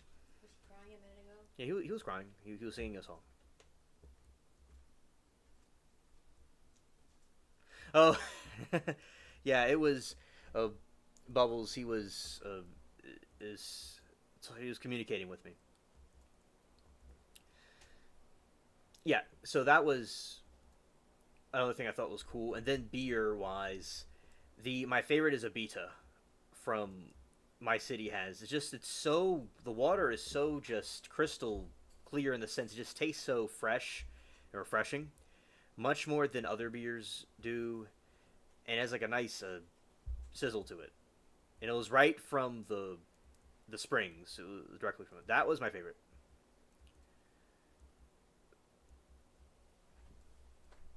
And I would do it. I would not get like drunk or anything, but I would have like drink here and there. This was the time, probably the 2020s and before, like the right before 2020s. It's a Beta beer. It's in my city. They have it. I'm sure it's sold at the stores. I'll show you what I'm talking about. Okay, let's go this way. Come on. The dock. That's on my computer. It's called a dock, where you have like on Windows. There's like a nav bar thing on the bottom. Oh, mine's called a dock from Timu, but it's not.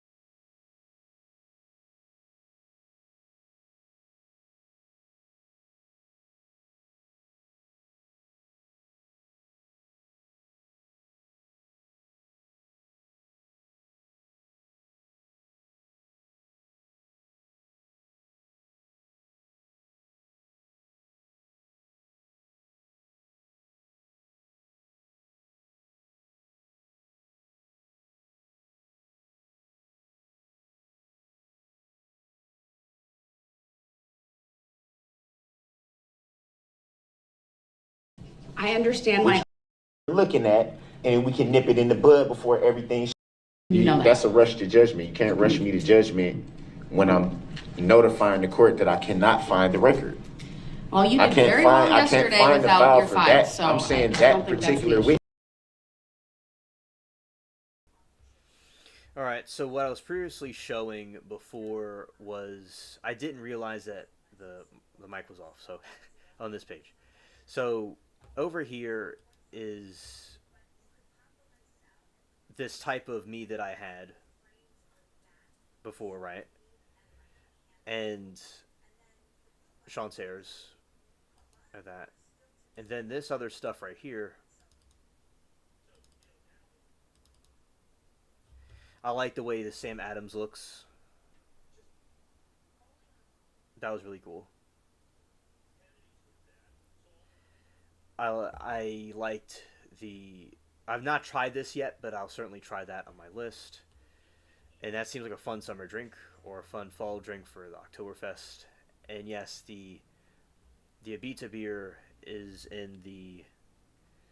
It's like a local one. It's a local one. Right. And I like the cocktails, too, that are made with the different types of...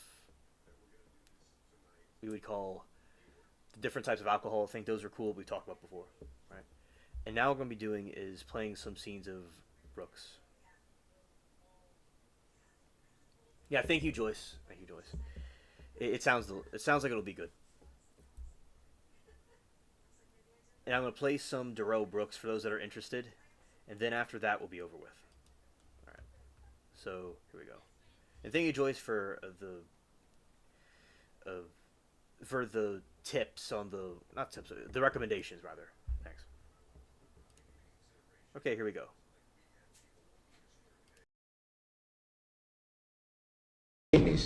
I'll make a record. Yesterday you asked a question, hold on a second. Can you have them step back out? Just they can. Yesterday you said you did not have a file for one of the witnesses, and you did a fine job from my perspective. So I did what? You did a fine job. I just want to say my assessment. They also you did provided a good me job. with one sheet for that particular witness at that time. Okay. So I just went off of that 3 paragraphs. How you're prepared or not is solely on you, sir. You've had all of this information. Now we're at the end of the 3rd week of trial. These are your witnesses. I presume that you are prepared in whatever way that is. How can I be prepared for? I'm not. So the witness is just supposed to get up there and just. I'm just I'm not going to have this commentary. Okay, I'm done. The jury's coming out. Be prepared to call. So that's a rush to judgment. That is not a rush to judgment. It is a rush to judgment. It's clearly a rush to judgment if I'm telling you that I don't have the file. In my opinion, you're attempting to delay. So no, I'm not. I'm not attempting to delay nothing. You want to come check the boxes yourself? You always trying to pull some fast maneuvers. Mr. Brooks. And Miss Judge, Your Honor. Mr. Brooks, the jury's coming in. Yeah, and they deserve to know this too. It's still issues that need to get addressed. We didn't even address everything. Mr. Brooks, I addressed all of the issues. No, I still had another one that didn't have nothing to do with nothing we just talked about. There was a whole nother issue that needed to be addressed that I needed to bring on the record to your attention. We'll address it later. It needs to get addressed now before we go any further because it's an important matter. Just like the subject matter jurisdiction is important. That hasn't been proven on the record. Ladies and gentlemen of the jury, just like the rush to judgment. Time for evidence to be presented or arguments to be made by the parties. I can't even present any evidence. You won't let me even put any evidence in the record. All of these statements made by Mr. Brooks at this time. All right. That's unfair what you're doing. The court will address legal matters outside the presence. Then we need to address the legal matter that I was trying to get to before you rush everything out. You may call your next witness, sir. I'm not calling any witness until I get an answer, Your Honor. You're a public servant. Mr. Brooks, you're supposed to be able to answer simple questions. Mr. Brooks, if I'm saying I have to bring it to your next attention, witness, please. That's the stage that I have to bring it to your attention, Your Honor. Mr. Brooks, I'm merely seeking to bring an issue to your attention. I'm telling you to please. I'm asking you to please stop. And I'm asking you because we have the jury present. I'm asking you. We need to continue with the evidentiary phase of this trial. Call your next witness. I'm asking you to address a legal matter, as you said that those have to be taken up outside of the jury. I will do that at the next break. There was a legal matter that needed to be addressed beforehand, I so will we do don't it. have to take up time, I will do valuable it at the time next break. afterwards to address something that needs to be addressed now. That way, Mr. the Brooks, court and you for the yourself are third on time, notice. I will address it at the next break. Call your next witness, please. Are you asking me? I'm directing you to call your next witness. Your Honor, we're not going to move past this, seeing as how you took an oath to protect the Constitution. I have your oath. I have a copy of your oath right here.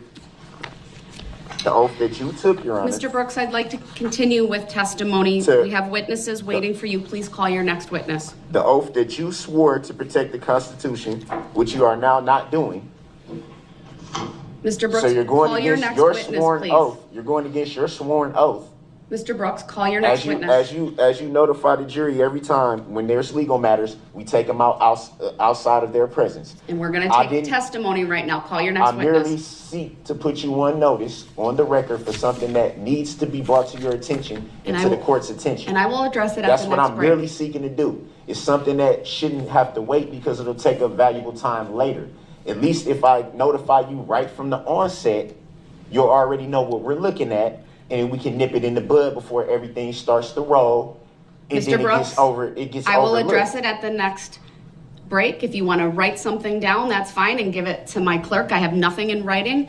I know there's witnesses available and ready to go. Call your next witness. Your Honor, Your Honor, you have to answer this question. You're Mr. making a Brooks, judicial determination. Call to your rush next me to witness, judgment. please. You're rushing me to judgment, Your Honor. There's no rush to judgment There here, is a sir. rush to judgment. If you won't address a legal issue that I informed you that I had some legal issues that needed to be addressed before you just run right past that, Your Honor. You're a public Mr. servant. Brooks, Are you not a it public is servant? 9:37. Call It is your... 8:37. Sorry, 8:37. You're right. Call your next witness. Your Honor, you're rushing me to judgment. There's no rush to judgment. Call your next We witness, had a please. legal matter that needed to be addressed, and I'm merely trying to And I'm notify the court. Telling at you the I'm denying the onset- request to address it at this moment. Call your next witness. You said what? I'm denying your request to address it at this moment. Please How call. how can you deny please something that we're supposed to do before Mr. the jury Brooks. even comes out? call your witness. I'm not seeking to be disruptive. I'm just seeking to understand why we do this Everyone every day. is in the courtroom waiting for you. Please call your Your next Honor, witness. we do this every single day. We've done it every single day. So I'm simply trying to make sure that the court is notified of Put it things in that need to writing, be hand it to the discussed. bailiff, and if I deem it important enough to interrupt the witness, I will, but call your next witness. How can I call a witness and write something down and do You can both? take a minute This to is the write down what it is. This I'm is not the asking reason you why to... it needed to be addressed beforehand. Mr. Brooks, That way the it jury is doesn't become an remaining in issue. this courtroom. Call your next witness, please. Your Honor, you're rushing me to judgment. There's no rush to judgment, sir. Are you not a public servant, Your Honor? Mr. Brooks, Do I not have your oath of office? under 3 of them? 90611, this court has the authority, as you know. Do I not have, Call- is this not a copy, or I asked for certified copies that you said on record that you would not provide for no good reason, that these are three Sir, of your you are oaths doing this, right and I've here. repeatedly told you, you can see the jury's here. You're doing this. Listen, we Your Honor, need to go I'm forward. I'm not attempting to delay the proceedings. I'm not attempting to be disruptive. I'm merely trying to notify Your Honor in the court for the record beforehand. That way, everyone's at least on notice of the issues that need to be taken up, instead of waiting until a break or a lunch and things of that nature, which kills In my valuable discretion, time. it's my authority, it's the courtroom that I'm Your Honor. presiding over. I'm not gonna address Is that this- at this moment. is this not your And oath? I'm not gonna answer Did you not questions. swear as a public servant that you would protect the Mr. United Brooks, States Constitution? call Did you not do your that? witness. 3 times. I have all of them. Here, your oath, Your Honor, as a public servant. And Mr. now you're Brooks, rushing me to judgment there's no when rush I'm to doing judgment. things lawfully by trying to notify you and notify the court of issues that need to be addressed Mr. Brooks, beforehand. we are in These the were issues- evidentiary phase of this trial. Your Honor, you're Call rushing your me to next judgment. witness. You're rushing me to judgment, Your Honor. And I object I'm to aware that. of 3 witnesses I who are object- here. I object Call to one that. of them, please. Your Honor, I object to that. Your objection's noted. And for the I record. want a legal reconsideration of your ruling. If not, I reject that ruling and take exception to that ruling. I understand. I request a legal or factual basis for your ruling, a written judicial finding of fact and conclusion of law for your ruling? And if not that, an interlocutory, declaratory appeal for this matter? And if not, these need to be stayed until this matter is before a adjudicated court of competent jurisdiction. Because we have not proven jurisdiction in this court as of yet. Subject matter jurisdiction has not even been proven on the record, Your Honor. I don't even know the true nature and cause of the charges against me. I don't even understand that part of it. I haven't been provided a complaint. I haven't, Your Honor, there's so many issues. Mr. Brooks, I'm not attempting to be disrespectful in any way. We need to continue. To delay the proceedings. Your requests are denied. Your Honor, I and I'm going to instruct the jury at this point to disregard and not consider any of what has just happened since you walked in. It should not be held against Mr. Brooks in any way. These are legal issues that this court may or may not need to address, but they do not bear in any way on ultimately the issues that you as jurors will have to decide. And I'm instructing you to disregard what you have just heard and seen. Your Honor, with everything that I just said, be made part of the record. It's on the record. I'm telling the jury that it shouldn't affect anything that they're doing in any way. Your Honor, it's a rush to judgment. Mr. Brooks. Because, Your Honor, I just showed your oath that you swore to took. You swore you Mr. did Brooks, this, Your Honor. Please call your next witness. You took these oath of offices. You did, Your Honor, 3 of them. I understand my oath, which is sir, very well. commendable that that you decided to be a public servant in these type of matters, Your Honor. I respect it to the fullest, but also you have to uphold these oaths. All right, I'm going to have to excuse the jury since Mr. Brooks is not calling his witness. We'll hopefully bring you back out shortly. You have to honor these oath of offices. You have to, as a public servant, Your Honor. I respect you being a public servant. And this is not to take a shot at you in any way, but these Mr. issues Brooks, that I have, stop. Please they stop. need to be addressed. I'm excusing the jury. Can you please stop? Your Honor, this is a rush to judgment. This is a clear bias. Mr. Brooks, you are to stop talking. Are you asking me? I'm advising you, or you will forfeit your right to be present in this courtroom for the questioning of your first witness. Because you're holding me in contempt. I'm not holding you in contempt. Then how can you remove me from the courtroom when I haven't given consent? Mr. Brooks, I'm advising you at this moment to call your next witness, or you will forfeit the right to call these witnesses. You can't take under 906.11. You are refusing to call a witness. I didn't refuse anything, Your Honor, and you can't deny me my 6th Amendment right, which is Mr. to Brooks, call do you want to be present in this courtroom while you question your first witness? Because it is now 8:44, and you've consistently talked in front of the jury who's no longer in this courtroom on issues that you have been advised and are fully aware are not relevant to their determination, despite what you believe the law didn't have anything to do with the subject matter that is what you referenced in front of the jury, and then you referenced my oath. The issues that I was subject matter raise. Jurisdiction, as you know, is not as something the state has to be. The state must prove. It has to be. And you are frankly confusing civil jurisdiction in federal cases with criminal court jurisdiction in the state of Wisconsin. You don't have criminal. That has been made abundantly clear. You don't have subject matter jurisdiction or personal jurisdiction. Mr. Brooks. Or personnel jurisdiction. You don't. You haven't proven. You have not. I excuse the jury. I'll give you the opportunity to raise whatever issue it was, but you need to do it now or we're moving forward. That's what I want to do. That's what I was attempting to do. And if you interrupt me one more time, you're going to go do it from the other courtroom. Because so you're being all right. He can go to the other courtroom and we will address these issues because you are not being respectful. You are disruptive. You are interrupting. I will give you one more opportunity. Don't interrupt me again. Don't roll your eyes at me. Don't sigh at me. You have delayed these proceedings now by 15 minutes because of you. Don't interrupt me again. Don't roll your eyes at me. Don't sigh at you. What issue do you want to raise, sir?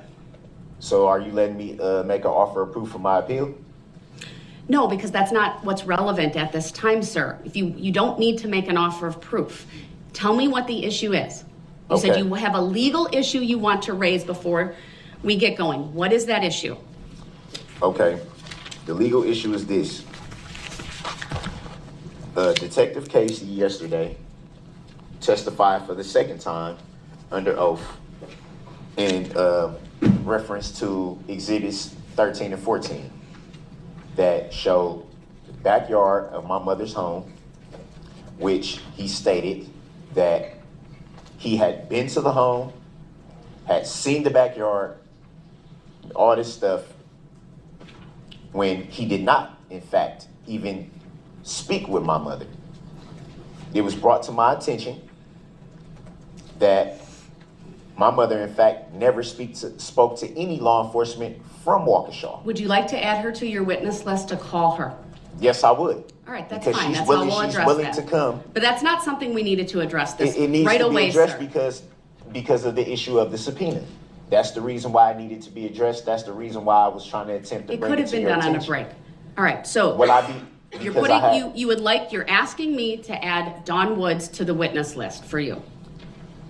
Yes, but I also have a question about the subpoena The subpoena for whom? for my mother. But I would also like to subpoena the phone records so it can be made part of the record of the conversation, since the prosecution listens to all the phone calls. They should be able to have heard that phone call as well. So they should be on notice of what was said. I don't know what phone call you're referring to. If I'm you're referring to a phone jail call phone from- call, I'm referring then to a jail phone call that was made last night, October 20th, between 7:54 p.m. and 8:10 p.m., which I'm sure the prosecution has heard by now. And that also brings up the issue of perjury testimony. sir, the way that you will address the issues that you're talking about are to call witnesses to challenge that or to present the evidence in support of your position. If you're telling me you need to add Dawn Woods to the witness list, I approve of that. You can fill out a subpoena and I'll direct the state to serve that upon her, and at the appropriate time we'll have her brought, we'll indicate when in the order of folks she can be brought in. So I'll grant that request. Will I be In able- terms of the jail records, you'll have to subpoena the appropriate custodian or a witness who can testify to that. That's what I was trying to gain knowledge of. Because Well, I can't give you advice on that, I'm sir. not trying to ask for advice. Is that That's legal for asking me to me subpoena? for, I can't direct how you do that. I can't tell you how to do that. You are acting as your own attorney and you will need to figure that out. So you have the subpoena forms. You can research the issues. You have access to legal research materials and other things. And that's how you'll have to address I that. accept for value in return for value this document. Was that a subpoena form? It is. Thank you. Is there any other witnesses you're asking to add to your, and you can also call Detective Casey if you want, just so you know. So that make 3 times he's able to testify? If you believe he has information that he hasn't testified to, I will give you permission to call him as well. No, I don't think it'd be necessary. He know what he did. Well, in any event, And he know what he didn't do. we're gonna bring the jury back out, and then I expect you to call a witness.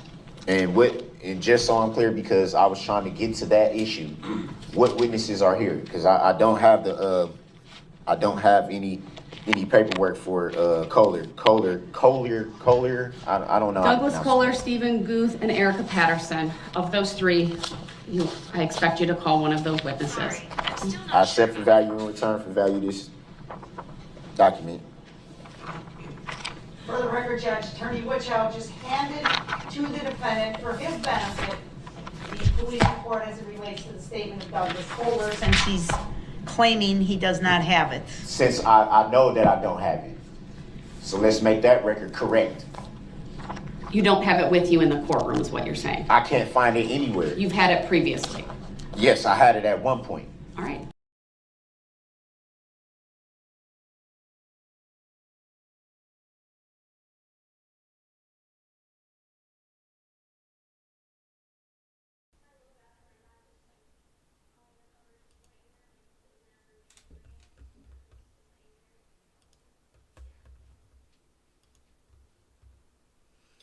All right, so yeah, that was a scene from Darrell Brooks' trial, and the prosecutor from that trial is doing a case now in the same state, and she has to deal with an attorney on the other side and some witnesses that are cringe. All right, so yeah, that was some Darrell Brooks cringe, and along with the other things we talked about tonight. Thank you all for coming out. This will be the end of the stream. I appreciate you all hanging out with me and discussing different things. Everyone have a good evening and peace. And there we go.